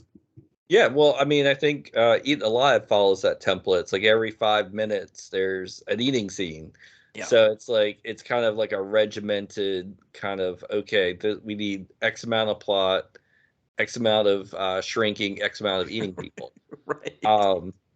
But like, yeah, I think too, if it was just the fetish, like we wouldn't be talking about it. It would be kind of under our pillow, or whatever. Like, nobody would even talk about it. But like I said, like, guys like Russ Meyer, or even like Doris Wishman, who would always show feet in her movies. Yeah. Whether it was a cutaway to mask a bad, jump cut or edit or something, or because she really liked feet. It's hard to tell, but that element is just one element that, in addition to all the kind of filmmaking oddities and the cracked acting and dialogue, like that is just one element that just kind of bumps it up a notch to where maybe just like an asylum movie is just like, here's the badness without any of the kind of surrealist touches. Yeah, because the thing about Asylum, I think, to your point, is there's a cynicism, I think, involved with the Asylum that I think they want to try. They try to hide it, right? They try to seem like they don't have this cynicism when, like, oh, we're just going to make another monster movie that's just like this monster versus this monster, or we're going to just like bite on whatever's out there now. Oh, there's another Transformers movie, let's make another Transmorphers, or whatever. And I think they almost try to seem like, oh no, we're not really being that cynical about it, when okay, you've got like 6 Sharknadoes, whereas there's an authenticity about what Gary Whitson and what the rest of the WAVE production group does, that like again, we see it in Eaten Alive, that there isn't the cynicism or like assembly line approach to it. I guess that's the best way to think of it. Like, it's a low budget movie, but it doesn't have that assembly line feel that a lot of modern DTV has. Yeah, you can definitely see his fingerprints on the whole thing. It's like a very authentic, handmade, very kind of one of a kind movie, and it's just kind of like I said, I've watched it several times. Like, I'll put it on just as background, just because I just love Debbie D's like pitched dialogue recitals. So I mean, it's one of those things where it's just like, man, where has this movie been all my life? So I know. I was thinking about her saying, "I'm the most qualified for this." I can't do it. I have trouble. My wife is a really perfect South Philly, because obviously she grew up here, and I remember there was one time we were in Wildwood in South Jersey, and we were on this little tram thing with this older couple from South Jersey, or sorry, from South Philly, and there's always this kind of like this mindset of like, if you're not from South Philly, people in South Philly, they don't want anything to do with you. Like you're either from here or you're not from here. And my wife isn't actually from South Philly. She's from another part of Philadelphia. Then she moved down here about 20 years ago. And obviously I'm kind of, 8 years I've been here, so not from South Philly either. But I remember they were kind of giving us the side eye, the older couple, like, we don't know you. And my wife did this like perfect, like, have a good one, like exactly the way that they say it down here. And the couple, like, they kind of perked up and like, oh, maybe we shouldn't have been rude to them. And so and yeah, Debbie D's got that voice too. I'll be curious to find out what part of Philadelphia she's from, but there is that sense that she's from the from South Philly. And that kind of goes hand in hand with like the Baltimore accent. The Baltimore, going down the ocean. Yeah, it's kind of like it's like I said Mid-Atlantic because it's kind of like there's a little bit of a blurring of the lines with some of the back and forth between the Baltimore and South Philly. So it's very kind of like you said, you don't really hear that in a motion picture, and when you hear it, it's just kind of like one of those fist pumps. Like, yeah, like. That's background noise, really. For guys like us, like hearing some, but to see it like projected on a, even on a VHS tape, it's still kind of like, yes, you're seeing ourselves. Exactly. Yeah. I always joke. So I'll sometimes go to there's a minor league baseball team that plays in Wilmington, Delaware. The Wilmington. So they're Wilmington Blue Arcs. They're like a single A team in the national system. But I'll take the train down to see them, and I always kind of joke that you can hear the ew kind of morph as you go from South Philly down into Delaware County, or they call it Delco. And my wife and I lived in Delco for a little bit, and it's in PA as you get into Delaware. And I think if you that train stops in Wilmington, but I think if you could take it all the way into Baltimore, you'd see the full progression of that as it goes down there. Oh yeah, I get it. Yeah, that's that.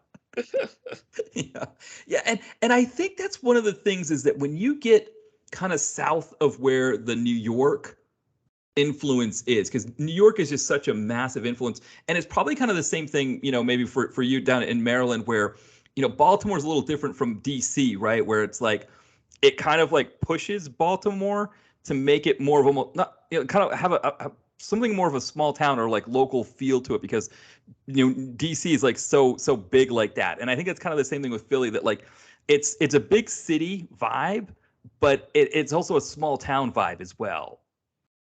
Well, yeah, and for everybody who's not from there, it's all Baltimore, but no, you're like, no, it's Fells Point, Towson, Lincoln, like you're like naming all these like places, like like where what part of I need a little bit more, right. Frame of reference than just Baltimore. It's just like, it's almost like my O just came out there a little bit, but it's almost like the, it's.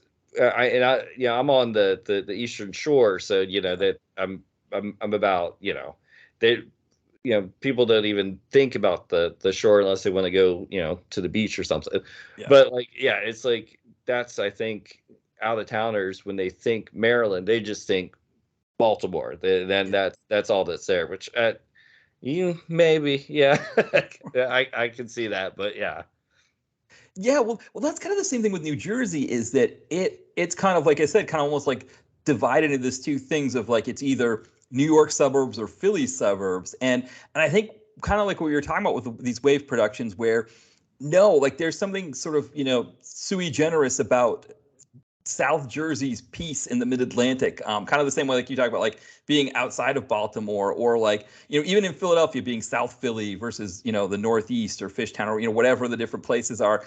There is like everybody has their own kind of little piece, but like for the rest of the country, it's kind of like I have colleagues that live in other parts of the world, and I have to describe Philadelphia as being like 100 miles south west of New York City, because that's kind of the the best way that people can understand it. But the WAVE films, almost like they're kind of showing their own little piece of the Mid-Atlantic and saying like, this is ours. We're not the Jersey Shore, we're not Philadelphia, we're in between in South Jersey, and we kind of have our own vibe here, and it kind of all comes through. And like we were talking about, like if this was North Jersey, maybe with the influence from New York, maybe you don't get something quite like this. Yeah, there would be a polish there, I think, and that it's that lack of polish that makes it really stand out from the pack of other shot on video productions. Yeah, and I think too, to what we were talking about with this whole assembly line feel that we get with movies today, that the lack of polish, again, with something like Eaten Alive, it has an earnestness and a uniqueness to it that it's not like every Emmett Furlough Oasis Bruce Willis movie, right, where you see like 10 of those on Tubi and they're all kind of the same movie. This is very it has a very WAVE feel to it, but even as a WAVE movie, it has a uniqueness to it that makes it endearing. Yeah, absolutely. I mean, it's for me, like I've only started kind of diving a bit. I mean, I can't imagine any of them topping this one. I think this is the crown jewel of the collection. Yeah, for sure. Now, I've kind of just barely dipped my toe into the water. I'm like I'm at the point where I'm in the pool and I've got my shirt on still, and everybody's saying like, "Oh, you got to get in. This is nice," and I've put my foot in. I'm like, "Yeah, it is nice. All right, let me just get my shirt off here and I'll jump in." I'm at that stage yet where I'm still kind of like over at the beach chair that's on the side of the pool, like kind of getting everything together, getting my phone out, making sure it's safe, all that kind of stuff. Yeah, that's a great metaphor. I mean, I'm getting into the deep end, and I don't know if I need water wings or not. But right, exactly. I'm trying to stay afloat. Right, exactly. Like one of the movies, right? Like you're kind of I mean, the pool is probably the best metaphor for this, actually, isn't it? Yeah, oh God, yeah. I think one of the titles is just Best of Drowning. Right, exactly. Well, and it's funny because we talk about Wynorski on here, and he'll do that sometimes. Like like the Bear Wench movies. It's like, oh, I'm just going to put out a Bear Wench movie that's just clips from the previous Bear Wench movies, and you'll see somebody on IMDb complain about it, and I get their complaint, but there's also a part of me that's like, I like the lemons that lemonade out of lemons approach to it. Well, yeah, and then I mean, it's just a condensed, distilled version of what you came to see anyway. So, Yeah.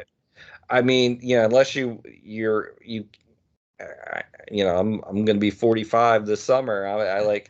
I'm honest with myself. I'm watching a Jim Wynorski movie for the double D's. I like, anything else is just, it better be entertaining, and it usually is. It's usually there's a lot of humor, and like they're usually well cast with a kind of mix of kind of like old hands and like kind of like young, bubbly, vivacious girls. So yeah, but yeah, at the end of the day, I'm gonna need the double D's. Well, same thing here. I mean, that's kind of the thing with you hear about Andy Sidaris with Hope Marie Carlton, where she's out of the films after Savage Beach, and they ask why that was, and he said, well, she said she didn't want to do any nude scenes, and I'm like, well, I'm only having you in the movie to do nude scenes, so I guess that means you're out, and I think that's kind of what it is for us with these movies. It's like, okay, if I'm watching one of these. Yeah, I'm looking like, I think we talked about this with the cinema epic films where they don't have the nudity in those films, and you're kind of expecting it on a certain level.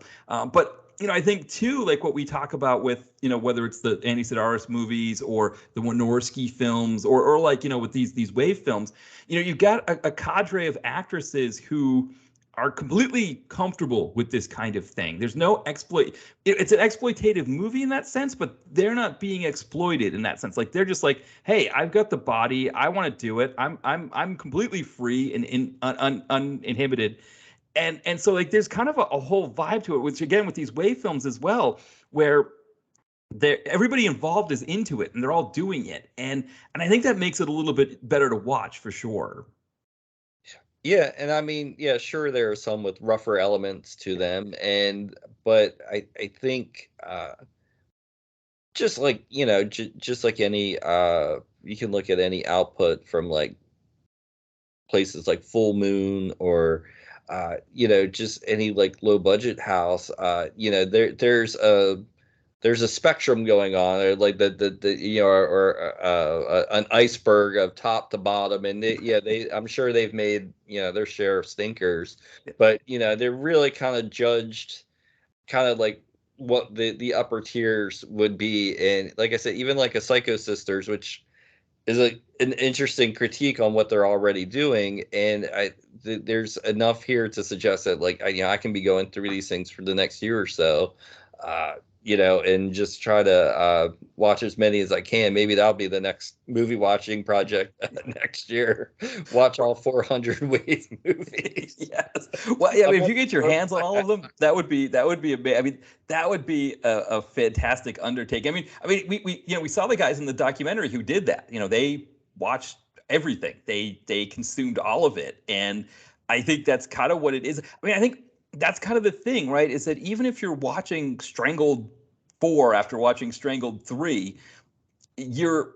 there's still something like unique that's happening with each, or there's even almost like a sense, like I talked about, like whether it's like, I want to, try all the different monster flavors or something like that, that like it's there's just that like me with baseball, right? Trying to go to every baseball park, right? It's like watch every wave film. Yeah, well, and I think and if you didn't enjoy at least one of them, you would have to you would just call timeout and just go watch another mainstream movie. But it's like I think it is interesting too, because there's just so much out there, like with Tubi and with all the streaming stuff, and the fact that I'm kind of digging into this well. Kind of tells you the state of things. I'm watching these 30-year-old shot on video fetish movies, and I'm like, whoa, wait a second, this is a kind of a classic here. But that's I wouldn't have it any other way, really. No, and I think too, when you think about this, like kind of like you said, like everything that's out there. I mean, again, one of the things is because there's so much. I mean, we were talking at the top of this about being able to do 30 Amityville movies in April, and there's an authenticity to each one of these wave films that I think it's something that we are missing in the market now. So it's like, we think about what Wave was doing in the 90s, where they were filling a niche in the market that was empty. And Gary Whitson was using these movies to fund the movies that he wanted to make. But now there's another element there where one, I think, 90s nostalgia, I know for me is something where it's like, again, watching Eaten Alive, seeing these old offices and seeing like the apartments and being like, oh, I had friends who lived in apartments. Like 99, I hadn't moved out yet. I was in college, and then I was still living at my parents, but I had friends who had moved out, and I'd go visit them at their apartments, and they looked a lot like the apartments that they have in this movie.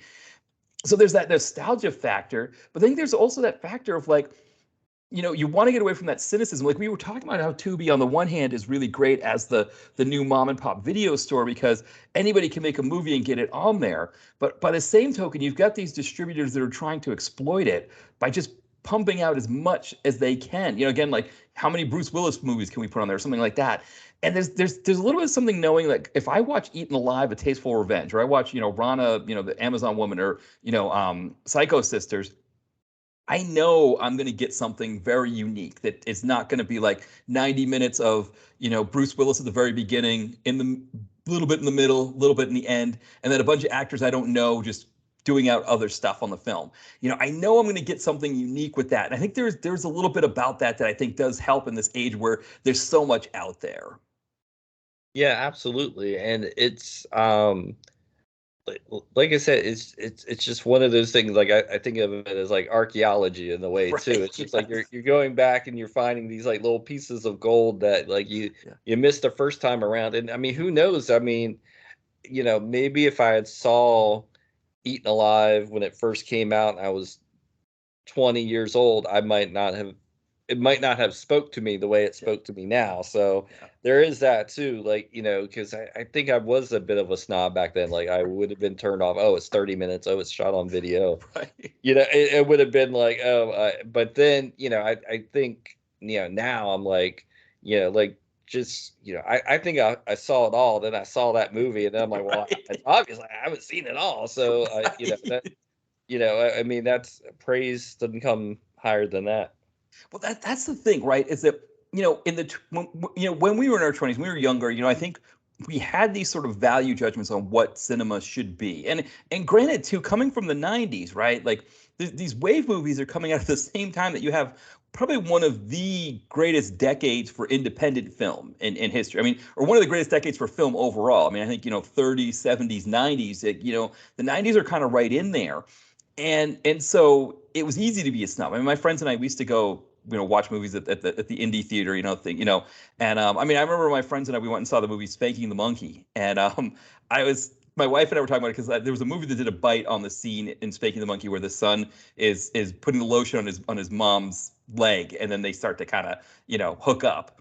And I was telling my wife how I remember we were in the movie theater watching this, and a friend of mine that was with us, he started to freak out at that scene. He was like, "Oh my God, no, he's not doing that. No, they're not doing that." And everybody in the theater thought it was funny. Like nobody got mad. It was kind of the indie theater vibe, kind of thing. But there was that sense of like, what a movie should be. I do know my other friend that I went to see that movie with, my friend Petrowski. I think he and I, if we had seen Eaten Alive, I think if I showed him Eaten Alive, he'd get a kick out of it. I think if we had watched that, we would have been like, this is ridiculous. Let's see more of these wave movies. Because I mean, one of the big ones for us was Bad Taste. I think when we first saw Bad Taste, we were trying to do one of our friends was trying to do an MST3K night. So we wanted to rent the worst movie we could. And my buddy sees Bad Taste and he's like, "Oh, on the back it said your VCR required for windshield wipers." He's like, "We got to get this movie." So we watched it and we were kind of heckling it to start with. And then we realized we weren't making fun of it anymore. We were just watching it and having a great time. And so, I kind of wonder, I'll have to tell him about this and see what he thinks, because he might actually get a kick out of this. Well, yeah, I mean, it's kind of like, I feel like a preacher bringing more into the flock, Yes. It's like, I've told a couple of friends about it. Like, I just turned it on one night when my wife was sitting there, playing on her phone, and she like turned to me. She's like, "What is it?" I said, "Just watch it." And then she watched the whole thing. She was like, "Okay, that was bizarre." I was like, "Yeah." I said, "That's the reaction I was hoping for." Exactly. It's like my wife and I were watching Portlandia last night, and they had the episode. We were watching the episode where Kyle MacLachlan, as the mayor, he sends Fred and Carrie up to Seattle to get converts to come down to Portland, and they were dressed up like the Mormons when they were going door to door, and it was kind of funny. Like, we could get in our little suits and have like the backpacks on, just go to door and like get wave converts. Like, here, look at this. Have you ever heard of Debbie D? Let me introduce you to Debbie D. Your life will be changed with this. Instead of leaflets, we hand out the catalogs. Exactly right, right. Yeah, it's like, yeah, eating alive at Tasteful. What is this? Let me show you. Let me just give, if you allow me. I know you're getting ready to make dinner, but let me try to bring Wave into your life. Yeah, I mean, we start in South Jersey and work our way down, and then Exactly. Right. Yeah. So before we know it, right, the entire eastern seaboard is just covered in Wave converts. Yeah. Sure. Well, maybe this is a great place for us to wrap it up. But before we do, Mitch, was there anything else about Wave that we didn't cover that you wanted to mention? um, I think we pretty much covered it all. Like I said, I've only scratched the surface on them. I've only watched about like six movies or so, and most of those were from Vinegar Syndrome or Eaten Alive. I think is on YouTube, and Female Mercenaries on Zombie Island, I believe, was on Internet Archive. But if you want to check all those out, yeah, and Mad Doctor of Blood Island is on Tubi, which is Female Mercenaries on Zombie Island Part 2. So. Nice. Yeah. And for me, I'm even further. I just watched Eaten Alive, A Tasteful Revenge, and then I went to their Vimeo page and saw some trailers for some of the other ones. So I'm not as far along as you, but I am a convert for sure. I'm definitely a member of the Wave Productions Church now. So But when you hop into the pool, we can anoint yeah. you, and then we can do the whole conversion there, and we'll. Exactly. Yeah, I just got to get my phone in a safe place and get my shirt off, and I'm ready to dive in. Yeah. Perfect. Yeah. Well, while we're wrapping up here, Mitch, anything that you wanted to plug? Well, you can always come see me at Video Vacuum at the videovacuum.blogspot.com. I'm continuing to do my To Be Continued series where I've been trying to watch 365 movies on Tubi this year, and I'm a little behind schedule with like work and family commitments, but I do plan to get back on that. And if you're looking for me on Twitter, Video Vacuum at Twitter, and uh, check my Amazon.com page, the author page, Mitch Level, and you'll see all my books. I got one coming out hopefully end of the year. It'll be called the Kung Fu Companion. It's going to have a lot of crazy kung fu movies from all eras, all stars, all directors. So be on the lookout for that. That should be hopefully in the fall, hopefully.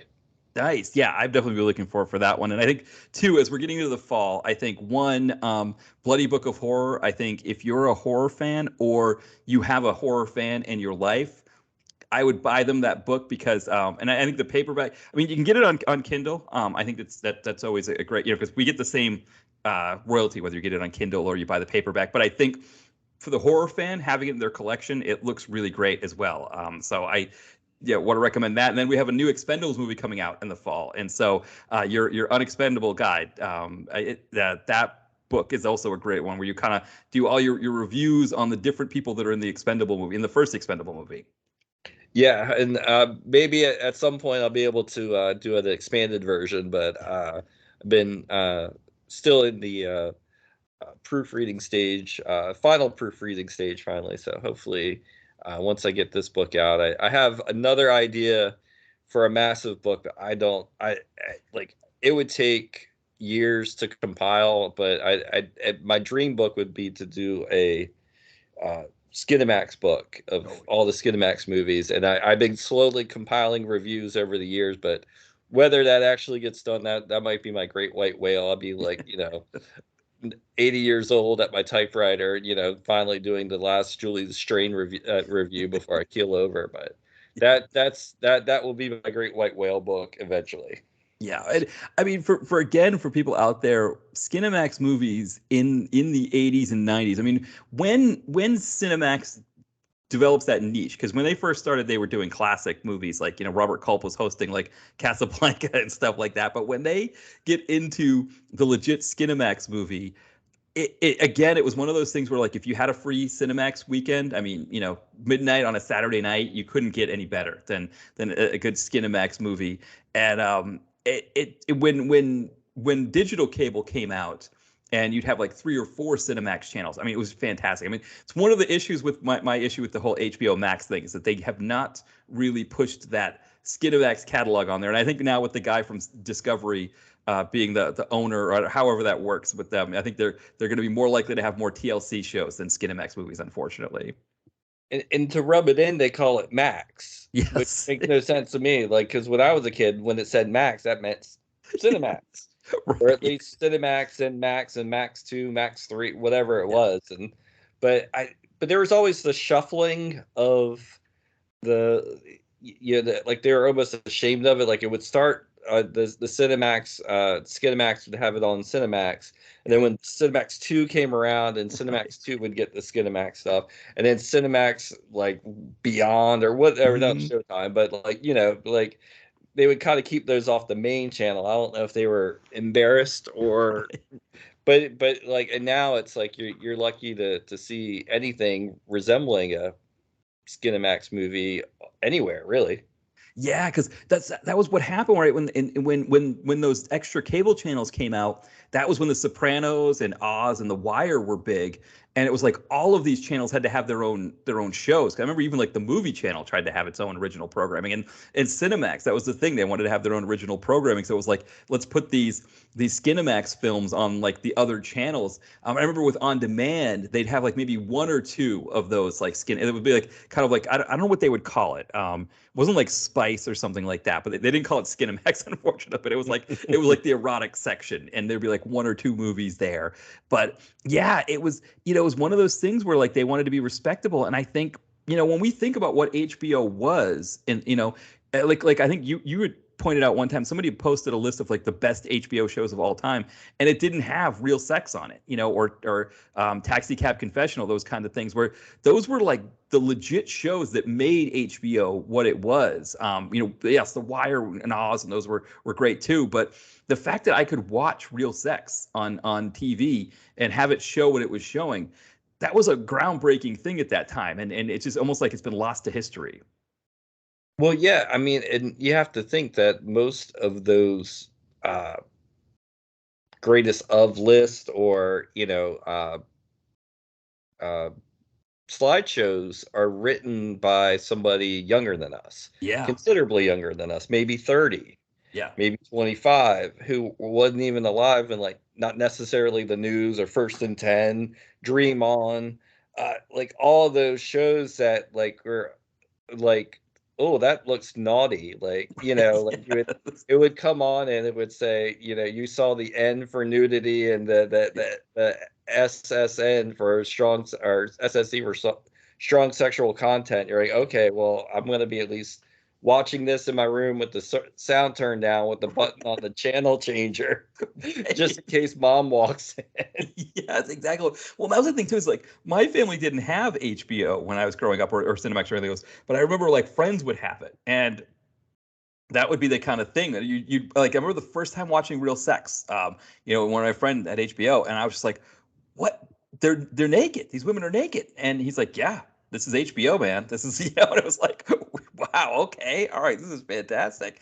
And yeah, but it's like at that time, the fact that HBO had anything, for TV shows was like you said, even Dream On. Dream On was like Brian Benben from I Come in Peace. That was a show where you were like, wow. I mean, it led to people. It led to what they ended up doing with Oz and The Wire and things like that, because they could make shows that were not on network TV.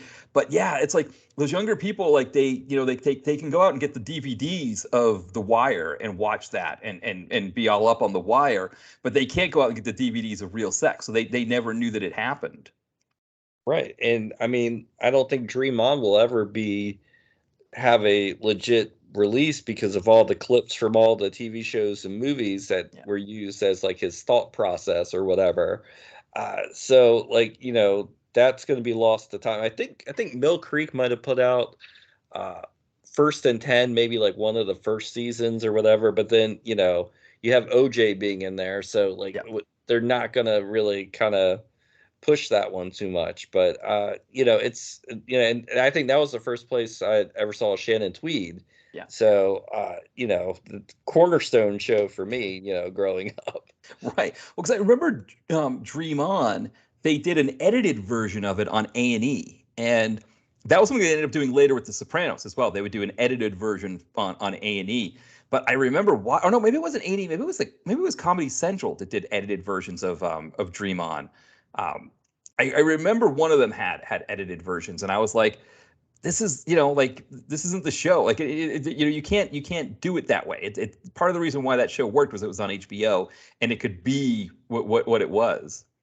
Right, and it was it's almost like you're missing the punchline of the joke. Yeah. When you don't see the girl popping up with her shirt off, like in the office or whatever, it's like it just misses something, and that's why you needed HBO to watch those shows, and that they were making shows for adults with adult content when nobody else really was. Yeah, exactly. And I mean, eventually you get shows like NYPD Blue that were kind of more adult and a little bit racier. But then like you think of shows like Sex and the City. I don't think that there would have been a Sex and the City without a Dream On. I think that sort of laid the groundwork for what HBO could do. It was a blank canvas at the time when shows like Dream On were being made. And you got to think too, in 88, 89, when that came out, it was still, many people only had 3 or 4 television channels unless you had satellite or cable. I mean, there was, most people relied on the big 3 networks for their entertainment, and to have something like that, like you said, it was pretty groundbreaking. Yeah, and so it is kind of a shame that like with this whole Max thing, right? As we're calling it Max, that there's a whole chunk of HBO's history that we're losing there, and Cinemax's history that's not there. And I mean, you think of Showtime, their equivalent to Max was the movie channel. That's completely gone. Like there is no movie channel anymore. And so, when you think about that, like growing up, right, you had when people got cable, the pay channels were first HBO, Cinemax, and then Showtime, and then the movie channel. And that was kind of, and then some other channels like sports channels like for us in it was Nesson in New England, or like Disney Channel was pay as well. But for the most part, like those were the ones. And like you said, a lot of people didn't even have cable yet, right? It was like one of those things where cable was still advancing into different markets. So like like where I grew up, I remember when we got cable. It was like in the mid '80s. We didn't have it, but I also remember friends who didn't get it until the '90s. Like they lived out kind of more in the woods, and so it took time to get there. And so yeah, you were really just using the rabbit ears and getting like the local channels and watching what you could on there. And now it's a completely different vibe where people are cutting the cord, but they're still getting access to a lot of different things. Well, it's like my wife watches The Idol, and that's like basically just nudity every 2 minutes, and it's Right. like, I mean, at least they have shows like that are kind of carrying the torch, but I think, but now we're so desensitized to that stuff that it just doesn't have the same impact. Well, right, but and also too, because this other earlier stuff from HBO sort of lost to history, you can't. People that watch The Idol now, your wife, my wife too watches. I don't know if she watches The Idol. I know she watched Euphoria, and I think she was maybe starting The Idol. But they at least know the history of like what HBO did and like where you got to this point. But like a lot of times, like you said, when you see these lists or these slideshows of like the best HBO shows ever, it's almost like in their mind, The Wire or Oz or whatever is when it starts, and this whole '80s element to it that begot all of this other stuff that we have now. Like you said, like The Idol can't happen without real sex or without Dream On. But it's sort of like now it's like all this groundbreaking shows that are on, that are being made now. Yeah, it's almost like we've forgotten about the past of where it came from because it's all been kind of lost and nobody can, it's not available for everybody now. And you have to think too, in 20 years, are we going to be having the same conversation about these streaming shows? Yeah. Will they be lost to time? And if there's not a physical release or if there's not some way to kind of preserve them, because you see even now I think like the Disney Plus took off the Willow show and a couple other shows because they weren't performing. Will they get a physical release? Well, if they weren't popular on the streaming service, chances are they won't. And unless it's Stranger Things, are the Netflix shows going to get put on disc? Probably not. So it's it's kind of it's some ways it's almost going backwards. Yeah, that's a good point because you look at like, for example, if you're Martin Scorsese, right, and you make The Irishman, right, and part of the deal is that you can't you can't the studios don't want to make your movie right now, right, because they only want to make big budget blockbusters. And The Irishman, nobody wants to see a 3 hour getting the band back together kind of thing on in the theater, so they're not going to push it. So it ends up on Netflix, and Netflix did eventually release it on Blu-ray. So people that have and I think the Criterion also put it out, so it is available to get on DVD. But there was that sense of like, well, it's going to be on Netflix to start with, and it's going to be there for a while because they want to make sure they get their money's worth out of it. And then you're at the mercy of whether Netflix wants to release it or not. And I'm assuming that they made the deal with Martin Scorsese to release the film with the understanding that they were going to release it on DVD. But there are also, like low budget films that like Netflix gets the distribution rights and that's it. They have it. And I know there's a Dolph movie called Larceny that Netflix got rid of, and you couldn't find it anywhere until Tubi ended up picking it up. I think that's one of the things is Netflix kind of moves their movies over to Tubi after a while. But yeah, you're kind of at their mercy with these things. And I mean, yeah, like you said with Disney Plus, with these Marvel TV shows, I don't think they'd put those out on DVD. And so if you've got a Marvel collection, you have chunks of it that you're just sort of at the mercy of Disney Plus for. And it's like too, they make it so kind of difficult to even record stuff now. It's like you need a capture card and everything like set up like through your laptop to even like if something's on like my Roku that it's playing at 10 o'clock, I might not see it again. I'm not going to be here. Like I have to plug in like 10 different wires to 10 different things. It's not like setting up a VCR or even like a DVR, because you can't even plug a DVR into the Roku. So it's like it's like I say, it almost feels like we're going backwards in a way. Like like if you were one of the homes that didn't have a VCR, you couldn't watch anything. Yeah, and just a point about WandaVision, it is available on DVD. So they did release it on DVD. It looks like if that's the actual version, it's not because it's on eBay. So unless it's like the actual, I'm seeing it on eBay if that's the real version, or if like somebody just recorded it themselves and putting it out on DVD themselves. But I think it is. But yeah, I mean, it's like almost like when we were growing up, like you could rent 2 VCRs, right? And you can make a copy of anything you got from the video store. And I mean, talking about like these WAVE movies here. We could have a situation, we would have had a situation where if, say, I got Eaten Alive, A Tasteful Revenge, and I really liked it, my buddy would have brought his VCR over and he would have made a copy of it for himself. And, that's the other piece now with these streaming things is that, they don't even want you sharing accounts, right? Or, I mean, the other day I was trying to get images, watch this movie, Best Man, Dolph Lundgren movie. I streamed it on Xfinity, and I wanted to watch it on my computer so I could get images for the blog. And I was first had it on Chrome and it wasn't running properly. So I closed Chrome and went to open it in Firefox. And on Firefox, they tell me, well, you're running it on 2 devices. And the 2 devices were Chrome and Firefox on the same computer, but the system was reading it as 2 different devices. I had to like wait until whatever it had officially closed out of Chrome. I had to I can't remember what I had to do. I may have had to clear cookies and cache or something, but eventually it let me, it understood that I could, it let me go onto Firefox and get the images I wanted from it. Right. I had rented the movie. I had a rental. I was paying for it, but they were like, well, you can't, the rental only allows you to watch it on 1 device at a time, I guess, or something like that. So yeah, they really kind of control, which again, and I guess if I was renting it as a VHS, I'd take the VCR, take the VHS, whoever has a VCR, and watch it that way. So I guess I'd only be able to watch it one place as well if I rented it. But it's still that idea. Yeah, and it's funny. It's like everything's at your fingertips, but how long can you hold on to it?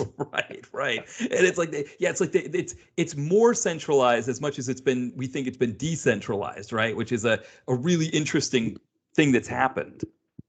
Yeah, it'd be interesting to see where it goes too, because like we said, we have this whole generation coming up that never lived through that. So, they're going to be like, oh, I want to watch that movie on Netflix someday, and they're going to sit down and they're going to find out it's not on Netflix anymore, and you're not going to be able to find it. Yeah. And that's it's one of those things where it's things are better now in some respects, but it's also I think we had it pretty good back in the mom and pop days. Yeah, for sure. Yeah, maybe that's a good place to leave it, because I think that gets us back to WAVE films. And I think for people that are looking for the nostalgia factor, I think first and foremost, going on Tubi while it's still available on Tubi. Hopefully it'll always be there, but Mail Order Murder, the story of WAVE Productions, I think it is a fantastic documentary. I think whatever your inclinations are to movies, I think you'll really love this sliver of time and this piece of movie history and the way it's covered. That the documentary does a great job with it. And then I think if you're ready to get yourself in the pool, I think Eaten Alive, A Tasteful Revenge is a nice way to kind of dip your feet in the pool and see if you want to get your shirt off and get your cell phone in a safe place and dive in. Oh, absolutely. Catch the wave, man. Yeah, exactly. You'll be like, yeah, I mean, if you go to their website, all of the women have the WAVE shirts on, like kind of a wet t-shirt thing. So from Gary's mindset, there's no sense in taking your shirt off. Just dive in and you're ready to go. Perfect. Well, thank you again, Mitch, for coming on. This was a really fun conversation. Yeah, it was a blast. I'm glad I could bring another convert to the flock. Absolutely. I'm definitely a convert now. And yeah, we're going to be knocking on your door soon. So be looking for us as we get more converts. But thank you, everybody, for listening. We'll talk soon. Bye, everyone.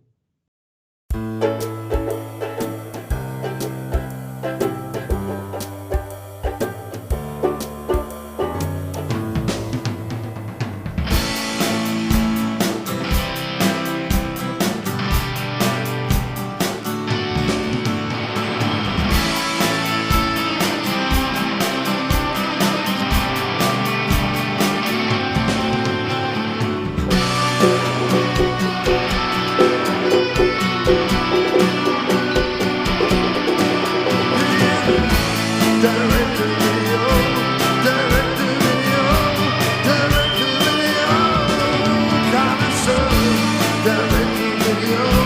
video.